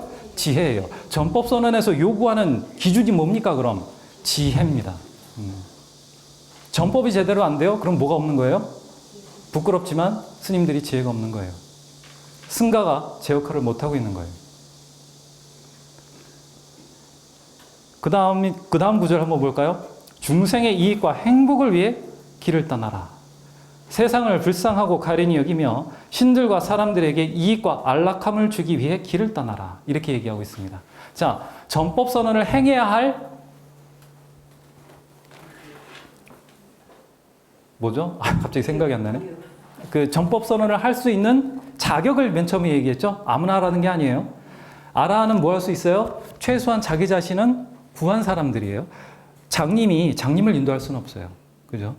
자기도 잘 모르면서 중생구제한다고 이상한 짓 하지 말아야 되는 거예요. 네. 자, 이런 최소한의 지혜를 갖춘 사람들이 전법선언을 떠나야 되는데 전법선언의 목적이 뭐라고요? 중생의 이익과 행복을 위해서 하라고요. 세상을 불쌍하고 가련히 여기며 신들과 사람들에게 이익과 안락함을 주기 위해서 길을 떠나라고요. 부처님의 가르침을 전법을 하는데 그럼 전법을 하는 아라한들은 뭘 하기 위해서 떠나는 거예요? 전법을? 중생들을 위해서 떠나는 거래요. 부처님의 가르침이 그럼 무슨 역할을 한다는 거예요? 중생들을 행복하고 고통에서 건져주는 거라고요. 그러면 아라한이 되면은 우리는 대부분 깨달음을 얻었기 때문에 더 이상 탐진치에 시달리지 않기 때문에 더 이상 뭘 안 해도 된다고 생각할 수 있는데 그렇지 않아요? 아라한이 되면 본격적으로 뭘 해야 되는 거예요? 중생들의 행복을 위해서 열심히 뛰어야 된다고요. 아라한이 되는 것으로 끝나는 게 아니라고요. 둘이 함께 같은 길로 가지 말라. 야, 이건 무슨 말일까요? 왜 갑자기 같이 가면 좋지? 왜 하나 더하기 하나가 대세인데 요즘 둘이 가는 것도 좋은데 왜 굳이 혼자 가라고 그랬을까? 두 가지 의미가 있습니다. 전법을 할 때는요, 혼자 있더라도요, 혼자 많은 사람들을 대상으로 할 때라 하더라도요, 흔들림 없이 뭘 갖춰져 있어야 돼요? 교리에 대한 정확한 지식으로 상대를 설득할 수 있는 힘을 갖추고 있어야 돼요. 혼자라고 하더라도요. 그죠? 두 번째로는요, 혼자라고 할 때에 두 사람이 같은 곳에 가는 것보다도 같은 시간에 혼자 다니면 더 넓은 지역을 많이 다니면서 중생을 위해서 법을 설득시켜드릴 수가 있어요. 전법을 어떻게 하라고요? 소극적으로, 수동적으로 하라는 거예요? 적극적으로 하라는 거예요? 적극적으로 최선을 다해서 하라는 거예요. 적극적으로 최선을 다해서요. 그래서 아라한들이 필요한 겁니다. 보통 인간은 이렇게 하기가 힘들죠. 생전 처음 듣는 가르침을 처음 듣는 사람들에게 설득을 시키기 위해서는 웬만하면 될까요? 안 될까요? 안 돼요. 네. 저도 저기 나의 도반인 혜정 스님하고 같이 다닐 땐 든든한데 혼자 다니라 그러면 어때요? 막 허전하고 서운하고 그렇단 말이에요. 지금도 저기 있잖아요. 혼자. 그렇죠. 네. 부처님께서 굳이 혼자 다니라고 그러는 것은요, 비구스님들을 위험에 빠뜨리려는 것이 아닙니다. 중생들을 위해서 더 적극적으로 뛰어야 하는 게 아라한들의 뭐라고요? 아라한들의 임무라고요. 임무라고요. 자, 그러면서 뭐라고 하시냐면 처음도 훌륭하고, 이거 너무 유명한 얘기죠. 중간도 훌륭하고 끝도 훌륭하게 하라. 네. 중간도 훌륭하고, 처음도 훌륭하고, 중간도 훌륭하고, 끝도 훌륭하며, 올바른 뜻과 형식을 갖추어 법을 설하라. 중간도 훌륭하고, 처음도 훌륭하고, 중간도 훌륭하고, 끝도 훌륭하라는 게 무슨 말일까요? 인과가요, 어떻게 이루어지나요, 여러분? 원인이 있으면 결과가 생기고요. 결과가 다시 원인이 되어서 그 원인이 다시 뭘 만들어내요? 결과를 만들어내요. 그러면 처음도 좋고 중간도 좋고 끝도 좋으려면 처음 원인이 되는 인과에서 처음이 원인이 되는 시작점이 좋아야 되나요? 나빠야 되나요? 우리가 나쁜 짓을 하게 되면은요, 거짓말이 거짓말을 불러일으킨다고 악순환이 일어나기 쉽나요? 선순환이 일어나기 쉽나요? 근데 처음에 내가 잘했어요. 그러면 무슨 일이 일어나기 쉬워요? 선순환이 일어나기 쉽습니다. 부처님처럼 정견에 따라서 올바르게 행동하면 행동할수록 선순환이 일어나기가 더욱 쉽습니다. 아라한들이 전법을 할 때에 인과에 맞게 하라는 건가요? 틀리게 하라는 건가요? 인과에 맞게 베풀면 처음도 중간도 끝도 좋은 결과를 갖고 온다는 거예요. 처음과 중간과 끝에 있어서 끝만 좋으면 된다는 거예요? 아니면 다 좋아야 된다는 거예요? 수단이 목표를 정당화할 수 있다는 건가요? 없다는 건가요? 그렇죠. 결코 수단은 목적을 정당화할 수가 없는 겁니다. 최소한 부처님의 가르침에 있어서는요. 다 좋아해야 돼요. 자, 그 다음 볼까요? 올바른 뜻과 형식을 갖추어 법을 설하라. 올바른 뜻과 형식을 갖추어래요. 법을 설하래요. 이건 무슨 말일까요? 자, 부처님이 이렇게 이야기하신 이유가 있습니다. 자, 법을 설하는 아라한이 위 있죠. 위의, 사위의라고 합니다. 스님들이 말하고 행동하고 걷고 잠자고 하는 모든 이 행위들을 사위의라고 합니다. 이런 행위에 있어가지고 이 스님이 여법하고 도덕적이고 누가 봐도 참 감탄스러운 그런 모습을 하고 있다고 한다면 사람들이 가르침의 내용은 둘째 치더라도요, 중생들은 일단 보는 것으로서 판단하기 때문에, 그죠? 우리는 일단 보는 걸로 판단하잖아요. 그죠? 저도 보기 좋은 떡이 먹기도 좋다고, 그죠? 보는 걸로 먼저 판단한단 말이에요. 그죠? 사위를 제대로 갖추고 있지 않는다면 중생들이 쳐다보지도 않기 때문에 그래요. 나보다도 못하게 행동을 하는데 저 사람이 말하는 것이 아무리 진리다 하더라도 이 들어와요, 안 들어와요? 안 들어와요. 네. 근데 행동하는 것이 아주 법에 맞고 도덕적이고 수행자로서 여법해요. 그러면 법을 듣기도 전에 뭐예요? 마음속으로 와, 저 정말 수행자답다. 수행자 티가 나네 라고 생각하죠. 그럼 그 사람이 하는 말을 들어볼 생각이 나게 된다고요. 올바른 뜻과 형식을 갖추어 법을 설하라.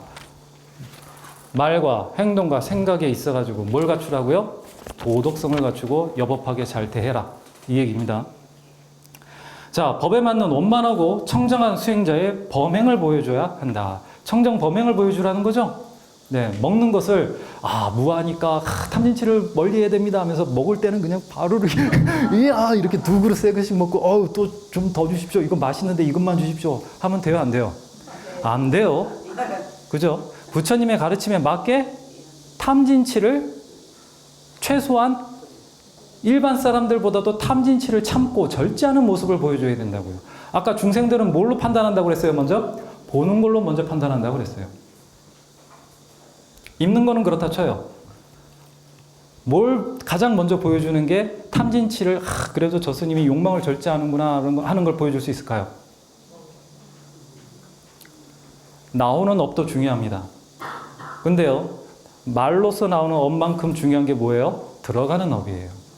우리가 들어가는 업을 다룰 줄 모르는 스님은요, 뭘도 다룰 줄 몰라요? 나오는 업도 다룰 줄 모르는 것과 같아요. 내가 뭘 먹는가를 중생들에게 보여줌으로써 중생들에게 뭘 주는 거예요? 가르침을 몸으로써 보여주는 거라고요. 말로, 제가 지금 말로 여러분들에게 뭔가 부처님의 가르침을 조금이라도 전달해 드리려고 열심히 노력하고 있잖아요. 이거보다 100배, 1000배 더 중요한 게 뭐예요? 몸으로 보여주는 거예요.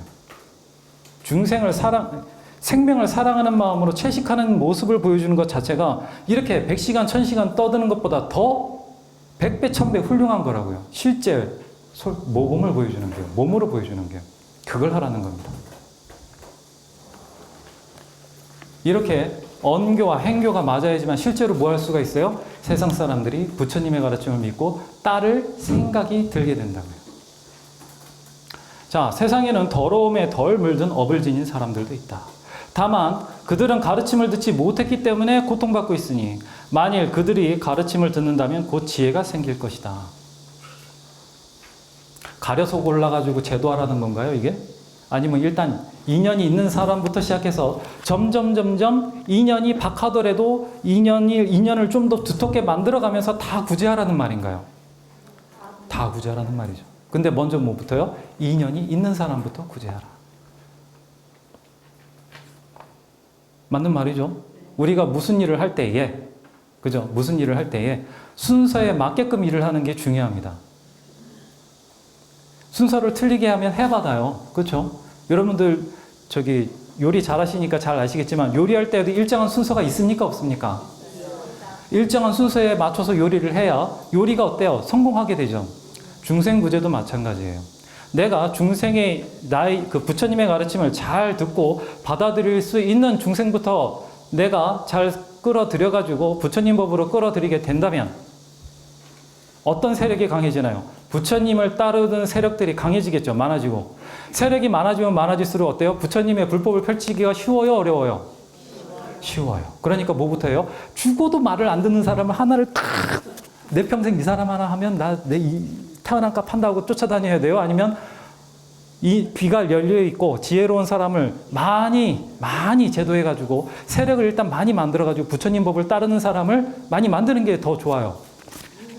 먼저 인연 있는 사람을 제도하는 게 더 현명하고 지혜로운 겁니다. 그래야 부처님의 법이 살아나니까요. 비구들이여 이제 나도 곧 우르벨라로 가서 머무르며 그들을 위해 설법하리라.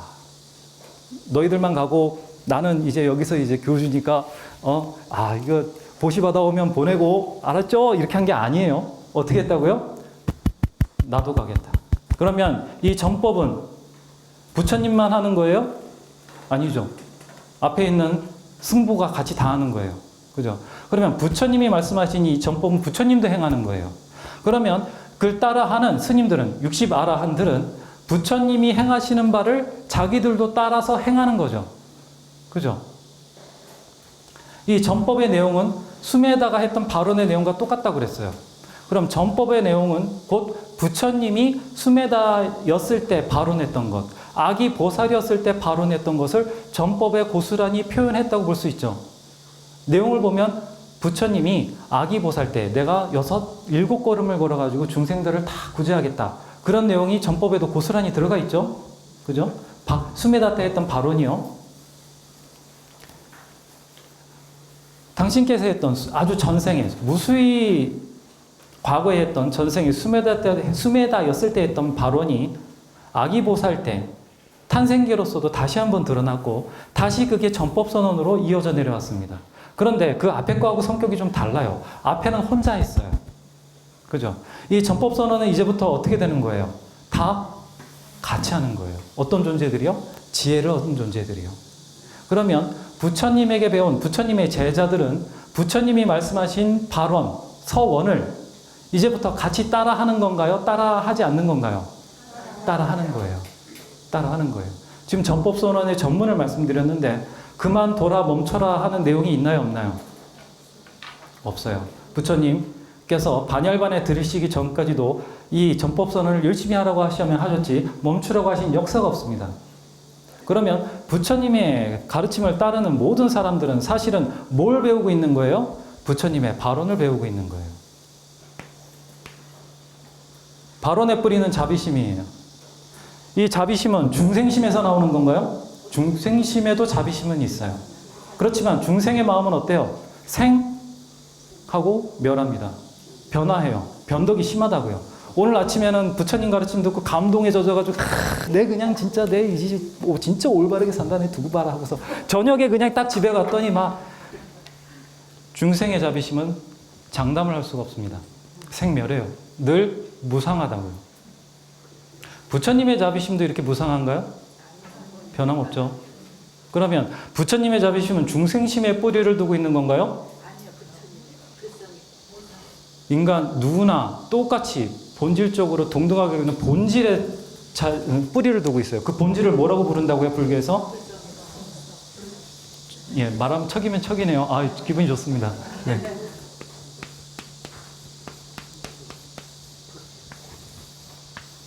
자비, 부처님의 자비는 불성이 뿌립니다. 발언은 결국 어디에서 나온 거예요? 불성을 모르면 발언이 제대로 돼요, 안 돼요?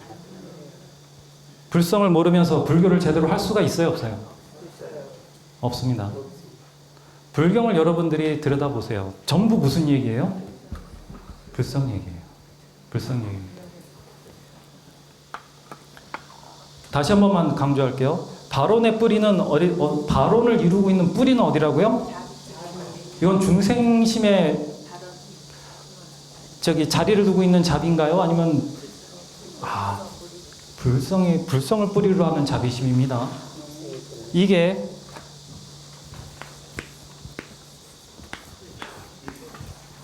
불의 원리입니다. 발언, 자비, 불성 세 개만 잊어버리지 마세요. 불법성 세 개의 개념 중에서 부처님을 이루는 근본 원리는 뭐라고요? 불성, 자비, 발언입니다. 이 세 가지예요.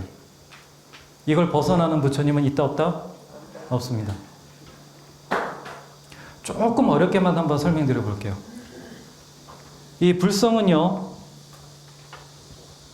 불성을 부처님으로도 표현해요. 뭐라고도 표현하냐면요,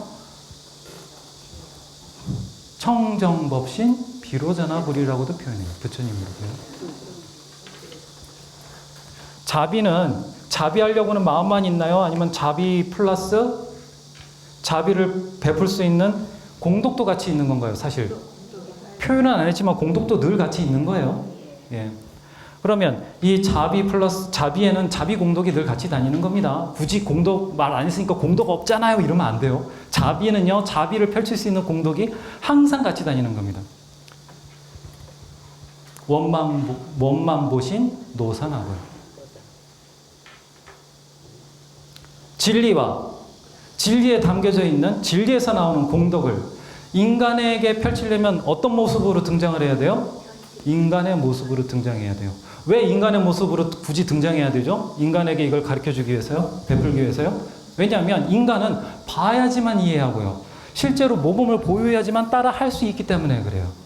그래서 부처님은요, 중생을 구제하기 위해서 반드시 뭘로 등장하게 되어 있어요? 인간의 모습으로 등장하게 되어 있어요. 천백億화신 서가모니.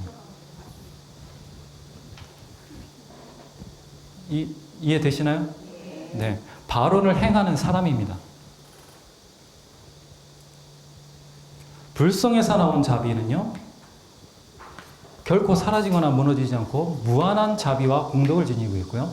무한한 자비와 공덕을 내 것으로 만들 수 있는 인간은 발언을, 진실한 발언을 하고 그것을 성취한 사람이에요. 그걸 우리는 뭐라고 불러요?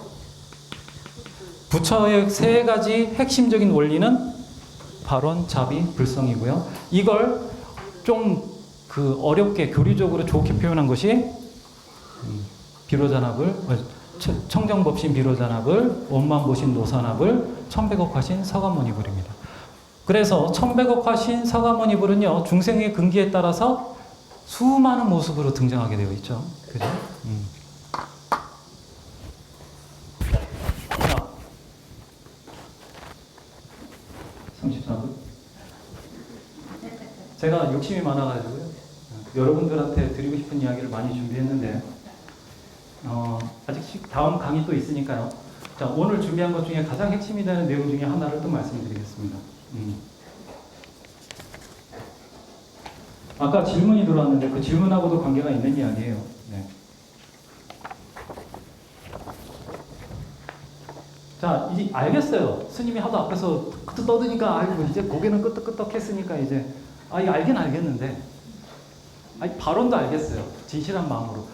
순간적이나마 내 중생심으로라도 내 발언은 할 수 있을 것 같아요. 네. 근데 발언에 의해서 자비심은 어떻게 닦아야 되죠? 이 자비심은 어떻게 만들어야 되죠?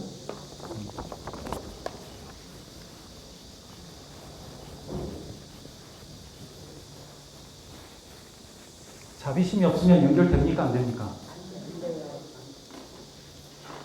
그렇죠. 불성 자비심은 있는데 발언을 안 했어요. 이 불성과 자비가 발언을 안 하면 나올 수 있습니까? 없습니까? 안 나오죠. 불성이 없다고 생각을 해보세요. 자비심과 발언이 있는데 불성이 없어요. 그럼 이게 온전한가요? 온전하지 않나요? 온전하지 않아요. 세 개는 반드시 같이 가야 돼요. 불성은 우리가 뭐 할 게 없어요. 원래 존재한 거예요. 우리가 뭐 끄거나 없애거나 있다 없다 뭐 그럴 존재가 아니에요.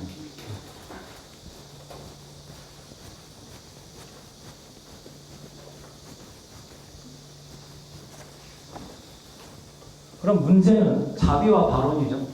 네? 우리가 부처님을 오늘 배워본다고 했는데 가장 핵심적인 원리 세 가지는 알겠는데 그러면은 개념적으로나마 내가 부처님의 가르침을 배우는 불자로서 내가 자비심을 어떻게 내 안에 만들어갈 것인가. 그죠? 요거 한번 짚어보고 넘어가겠습니다. 발언은요. 나중에 인연 닿는 분 계시면은 의상 스님의 백화도령 발언문이 있습니다. 그거 한번 읽어보십시오. 정말 발언문의 그 뭐라 그래야 되지? 정서 같은 발언문입니다. 발언문에 모든 것이 담겨 있어요.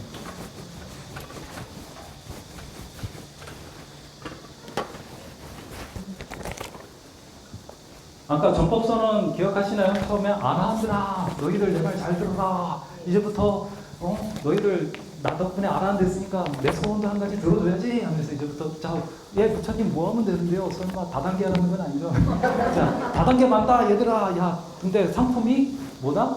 법이다. 법을 막 펼치려고 하는 거 말씀드렸죠. 자, 본격적으로 아라한들이 중생구제를 하기 전에 뭐 했어요? 깨달음을 얻어가지고 지혜를 여기다가 착 장착을 했어요. 그죠? 네. 불행하게도 중생의 입장에서는 이게 굉장히 어려운 일입니다. 그죠? 네, 어려운 일. 자, 우리가 진정한 자비심을 갖추려고 한다면 그럼 우리도 마찬가지로 뭐를 해야 돼요? 아라한들처럼 어느 정도의 지혜는 갖추고 있어야 자비심이 나와요. 중생심에 의지한 자비심은 무상하기 때문에 믿을만 하다고 했어요? 믿을만 하지 못하다고 했어요? 믿을만 하지 못하다고 했어요. 한국 불교는 조계종은요,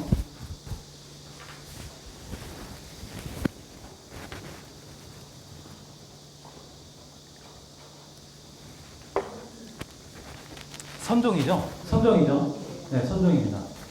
간화선을 중심으로 하는 선종입니다. 근데 선종의 제1조는 누구신가요? 예, 맞습니다. 달마스님입니다. 달마스님은 워낙 유명해요.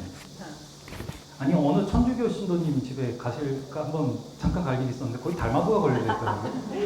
그래서 이건 종교하고 관련 없이 문화로서 달마스님은 워낙 유명하고요. 친근한 존재죠.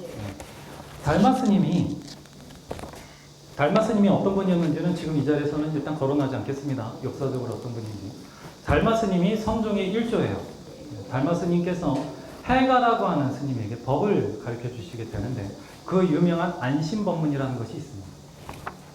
그것 말고도 여러 가지 법문이 존재하는데요. 그 달마 스님이 직접 가르쳐 주신 법문 중에서 이건 진짜 달마 스님의 법문이다라고 인정받고 있는 법문이 한 가지가 있어요. 그게 바로 달마 스님의 이입사행론이라고 하는 아주 짧은 법문이에요. 달마 스님의 이입사행론은 첫 번째 이입과 사행으로 나눠져요. 이입은 뭘까요? 진리로 들어가는 거니까요. 쉽게 설명하면 뭐냐면 견성하는 겁니다. 도노라고 들어보셨어요? 예. 도노가 뭐죠? 깨달음을 얻는 거죠. 견성이라고 그러죠. 견성을 하면 어떤 일이 벌어질까요? 지혜가 생길까요? 지혜가 오히려 깎여 나갈까요? 지혜가 생기죠.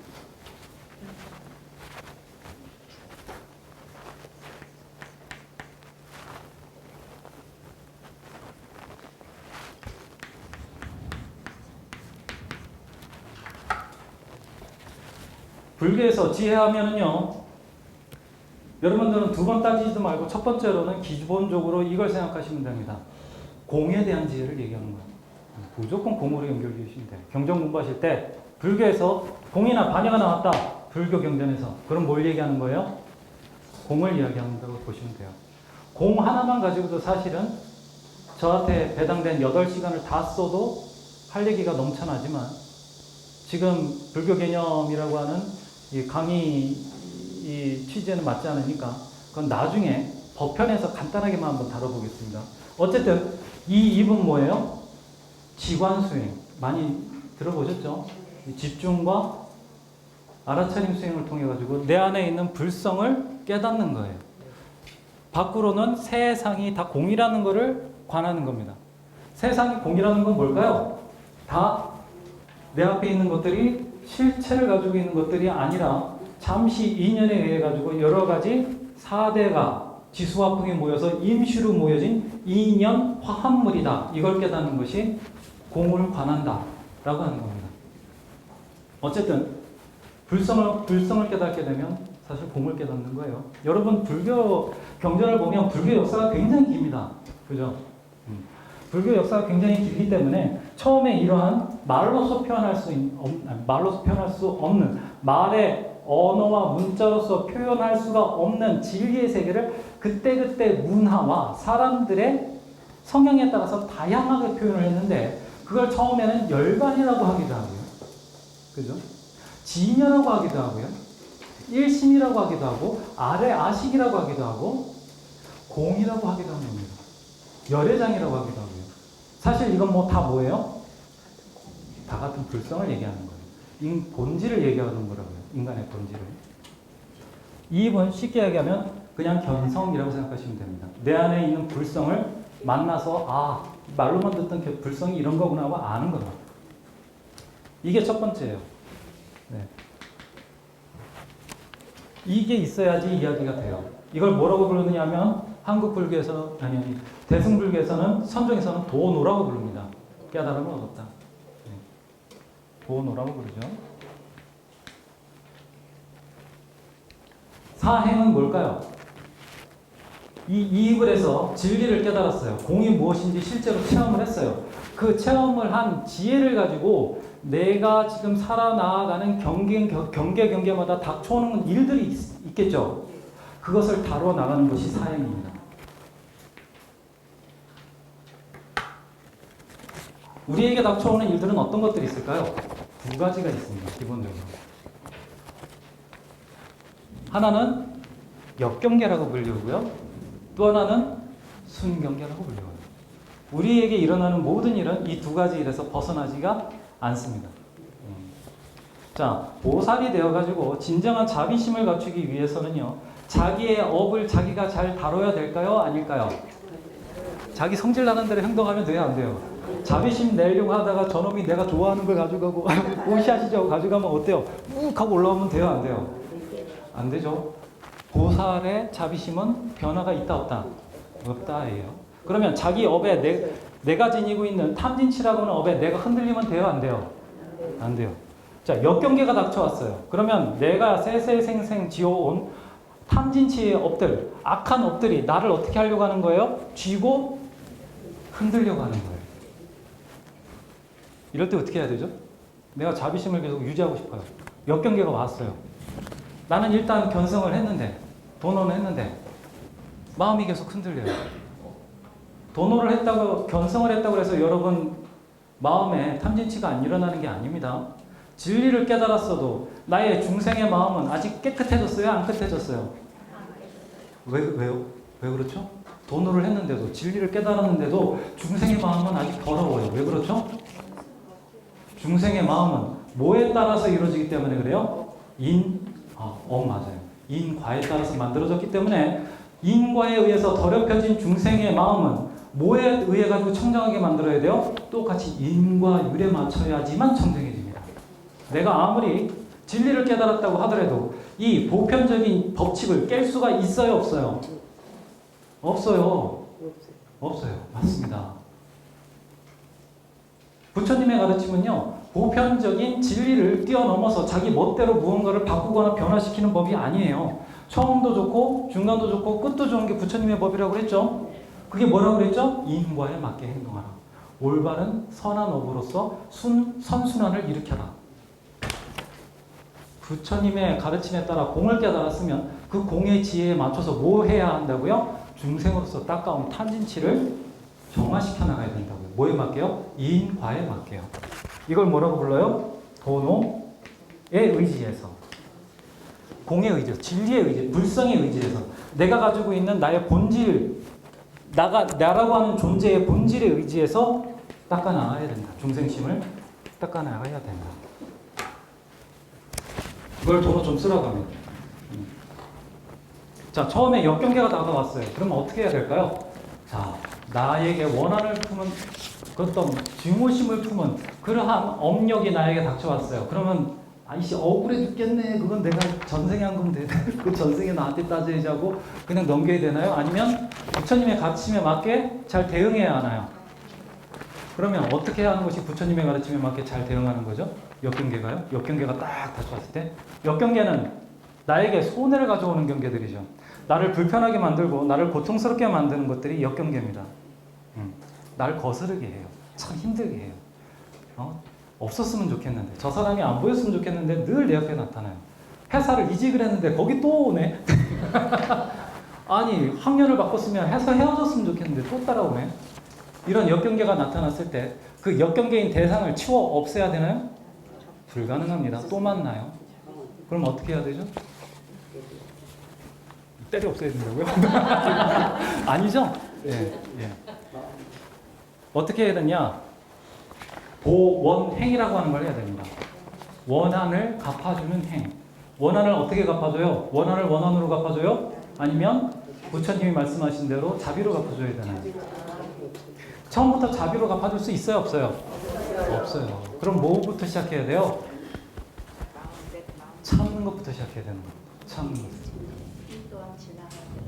네, 맞습니다. 내가 가지고 있는 역량이 그것밖에 안 되기 때문에 나의 역량껏 일단 시작을 해야 하는데 그 시작점이 뭐라고요? 참는 겁니다. 지금 겪지 않으면 언젠가는 또 겪어야 될 것이니 이를 풀어내면 나에게 진정한 뭐가 찾아와요? 평온이 찾아올 것이다 라고 하면서 자기 자신부터 설득을 시키면서 받아들이는 겁니다. 이렇게 시작을 하는 거예요. 진리를 아는 사람은 이 과정이 훨씬 수월합니다. 왜냐하면 힘들 때마다 어디로 도망가면 돼요? 불성으로 도망가면 되기 때문에 그래요.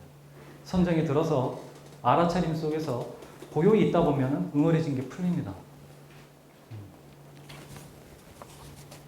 두 번째는요, 순경계가 다가왔을 때예요. 순경계는 역경계보다 더 어려워요. 나에게 이익이 되고요. 나를 행복하게 해주는 대상이 오면 내가 정신을 차릴 수 있을까요? 정신을 못 차릴까요? 정신 더 못 차려요. 정신 못 차립니다. 막 복권 터져보세요, 여러분. 잘 살 수, 자기 자리에 가만히 평온하게 온전히 앉아있을 수가 없어요. 난리 납니다. 그죠? 이런 게 다가왔을 때 어떻게 해야 될까요? 순경계가 다가왔을 때는요. 이 순경계가요, 정말 무서운 겁니다. 아, 그것 또한 지나가리가, 그 괜찮은데요? 네. 이것 또한 마찬가지입니다. 네. 순경계가 다가왔을 때요, 어떻게 다스리느냐 하면요, 이렇게 써놨어요.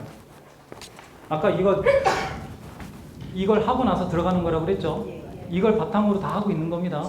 진리를 모르는 채 중생심으로 계속 이걸 원한을 참고 그러는 거 아니에요. 억지 춘향격으로 막 참고 그러는 게 아닙니다.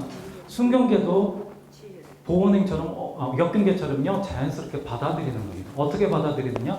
나는 어떤 존재예요? 무아라고 하는 존재다. 나는 인연으로 인해서 임시로 화합된 존재이기 때문에 나에게 지금 오고 있는 이런 즐거움과 쾌락도 진정한 내 것이에요? 아니면 잠시 인연에 따라서 왔다 가는 거예요? 인연에 따라 왔다 가는 거예요. 자, 역경계, 순경계를 다 다룰 줄 알게 됐어요. 이거는 자리 수행입니까? 이타 수행입니까? 이제까지. 자리 수행이에요. 예, 이제 자기 겨우 앞가림하게 된 거예요. 그러면 자기 앞가림하는 것에서 끝나면 안 되죠. 지금 겨우 절반 온 거예요. 자기만 다뤘으면. 그러면 나머지 절반을 위해서 부처님의 전법 수행을 하기 위해서 온전한 자비의 마음을 만들기 위해서 뭐 할 수 있어야 돼요? 베풀 줄 알아야 됩니다. 베풀 줄 알아야 돼요. 어떻게 베풀어야 할까요? 금강경 많이 보셨죠? 무주상. 네, 무주상. 무소구라고 해도 됩니다. 무주상이나 무소구나. 무소구는 무슨 말이냐면 구하는 바 없이, 구하는 것 없이 상대방에게 베푸는 겁니다. 무주상도 뭐예요? 남을 구한다라든가 구하는 대상이 있다라든가 그런 것 없이 뭐로써요? 다 무아로서, 공으로서 보면서, 반하면서, 실제로 공으로 알면서 도와주는 거예요. 그걸 다르게 표현하면 뭐라고 부르나요? 바라밀이라고 부르죠. 바라밀로서 보시를 하면 무슨 바라밀이 돼요? 보시 바라밀이 됩니다. 바라밀 행을 해야 됩니다. 그래야 뭐가 만들어진다고요? 진정한 자비심이 만들어집니다. 시간이 살짝 오버되려고 하는데 딱 한 가지만 더 언급하고 갈게요. 공덕을 얘기하신 분이 있어요. 공덕이 무엇입니까? 궁금합니다. 물어보신 분이 있는데, 자, 여러분들 불교 행사나 혹은 예불이나 들어갔을 때 꼭 빠지지 않고 하는 게 있습니다. 뭐가 있어요? 예, 반야신경 있습니다. 반야신경 안 빠지죠? 그럼 불교에서 못 빠지면 불교는 시체예요? 지혜가 빠지면, 반야가 빠지면 불교는 시체예요. 여러분들이 공덕을 쌓는다고 쳐볼게요. 자기 나름대로는 좋은 일을 한다고 해요. 그죠? 부처님 가르침에 따라서 나 좋은 일을 할 거야. 그래서 이 좋은 일에 딱 마음에 딱 두고서 좋은 일을 열심히 합니다. 네? 그런데 여러분들이 방금 이 진리를 깨닫고 사행, 그 다가오는 경계에 맞춰가지고 진리를 중심으로 부처님의 가르침을 중심으로 경계마다 대응을 하지 않으면 어떤 일이 일어나느냐? 예? 좋은 일을 할 때 아까 부처님의 마음, 불성에 뿌리를 두고 좋은 일을 하지 않으면 어떤 일이 일어나게 될까요? 어떤 마음으로 좋은 일을 하게 돼요? 중생심으로 좋은 일을 하게 됩니다. 중생심은 어떤 마음이죠? 진리를 아는 마음인가요? 실상을 아나요? 있는 그대로 보는 마음인가요? 아니죠. 전도된 상태로서 봅니다. 세상은. 탐진치가 옳다고 여기고요. 도둑놈 같으면 도둑질하는 게 이롭다고 생각을 해요. 무언가 남의 걸 소비치게 하는 기술이 쓸모 있는 거라고 생각을 해요. 그게 자기를 죽이는 것인데도 불구하고. 이렇게 전도된 생각을 바탕으로 하고요. 또 나라고 하는 것이 있고 내가 짓는 복덕이 나에게 올 것이고 이건 내 거라고 하는 망상을 가지고 착한 일을 하게 됩니다.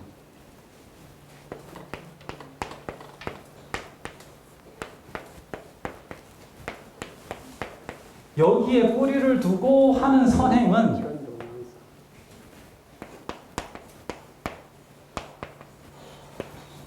전도 망상에 뿌리를 두고 하는 선행은 비록 좋은 선행이어서 복을 가져오기는 하지만 뭐는 안 가져와요? 지혜는 없어요. 더군다나 전도 망상으로 행한다고 하는 선행은 자기 생각이죠. 객관적이지 않습니다. 나는 착한 일을 한다고 했지만 전도 망상으로 하는 행동이기 때문에 오히려 선행이 어떤 과거로 드러나요? 악업으로 드러날 때가 많아요. 그래가지고 가끔 묻죠. 아, 저 사람 평생 착하게 살았고 좋은 일 참 많이 했는데 왜 저렇게 안 좋은 과거를 당하는지 모르겠습니다. 벌이요. 지혜가 없는 거죠. 어리석음에 빠져있는 상태입니다. 지혜가 벌이요. 꿀을 열심히 모아요. 이거 정말 나에게 이롭겠거니 하고 열심히 모읍니다. 그런데 마지막에 가면 인간이 어떻게 해요? 꿀 좀 주고 싹 떼가지고. 나는 착한 일 한다고 막 열심히 해요. 근데 시절 진전이 딱 도래하면 내가 했던 행위가 다 어떻게 돼요? 잘못하면 악업이요. 작게는 뭘로요? 그냥 소소한 복으로 끝나고 말아요. 진정한 공덕은 뭐에 기반을 두고 있어야 돼요? 지혜, 불성에 기반을 두고 있어야 됩니다. 근데 우리 지금 아직 불성 잘 모르잖아요. 그럼 어떻게 해야 되죠? 말장난인가요? 아니요. 여러분, 이거는 불성을 알았을 때 이렇게 하면 안 된다는 걸 알려주는 거예요. 여기서 탈출해야 되겠죠. 어떻게 해야 탈출할 수 있나요? 그래서 부처님이 여러분 자비로운 부처님에게 길을 놓아주신 겁니다. 중간 다리를 놓아주신 거라고요. 전도 망상을 행하지 않으려면 비록 깨달음을 이루지 못하더라도 어디에 의지하라고요? 개에 의지하라고요. 불살생, 불투도, 불음행, 불망화, 불음주의 의지에서 선행을 한다면 최소한 어디에는 안 빠진다고요? 내가 하고 있는 일이 악업을 불러일으키지는 않는다고요. 계율이 정말 중요한 겁니다. 개를 놓치면 수행을 해도 뭐가 안 생겨요? 그래서 지혜가 안 생긴다고 하는 거예요. 진정한 공덕을 이루기 위해서는 불성을 알아야 되지만 불성을 모르고 있으면 일단 어디에 의지해라? 왜요? 계는 기본적으로 뭐가 담겨져 있기 때문에 그래요? 지혜가 담겨져 있기 때문에 그렇습니다. 정확하게는 지혜는 아니에요. 지혜로 갈 수 있는 길이, 설계도가 딱 들어있기 때문에 그대로 따라하면 최소한 엉뚱한 데로 빠지지는 않기 때문에 그렇습니다. 공덕 짓는 법 아시겠죠? 네. 가장 좋은 건 불성을 알고 하는 것. 두 번째는 개를 알고 하는 것. 이렇게 닦아 나가시면 여러분 마음에 자연스럽게 뭐가 자리 잡게 돼요? 진정한 자비심. 부처님이 여러분에게 가지라고 하는 진정한 자비심이 자리 잡게 됩니다. 사실 요거 한 가지만 더 말씀드리고 갈게요. 부처님은 왜 이렇게 우리한테 자비심을 지니라고 했을까요? 당신께서 자비심 가시기만 알겠는데 왜 자비심을 우리한테 이렇게 가지라 하셨을까요? 전법선언에도 그렇죠. 중생의 이익을 위해서 열심히 전법해라. 중생을 위해라. 자비심이잖아요. 그러면 부처님의 전법을 받은 중생도 뭘 지니게 돼요? 자비심을 지니게 돼요. 왜 중생에게 자꾸 자비심을 가지라 하실까요?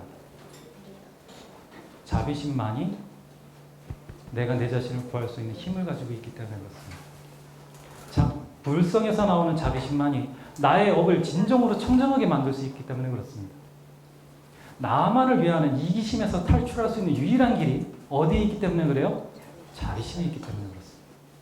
내가 좀 더 나은 내가 되고 좀 더 나은 미래를 만들어 나갈 수 있는 힘이 진정으로 어디에 있기 때문에 그래요? 그 자비심은 중생심에서 나오는 것이 아니라 불성에서 나오는 자비심이라는 것 꼭 이해하시고요. 부처님의 오늘 불에 대한 개념 배웠는데 세 가지 원리 배웠어요. 뭐라고 그랬죠? 발언의 뿌리는 뭐요? 자비심. 자비심의 뿌리는 뭐라고요? 불성. 세 가지 잊으시면 안 돼요. 꼭 기억해 주십시오. 예, 오늘 이로 마치겠습니다. 고생하셨습니다.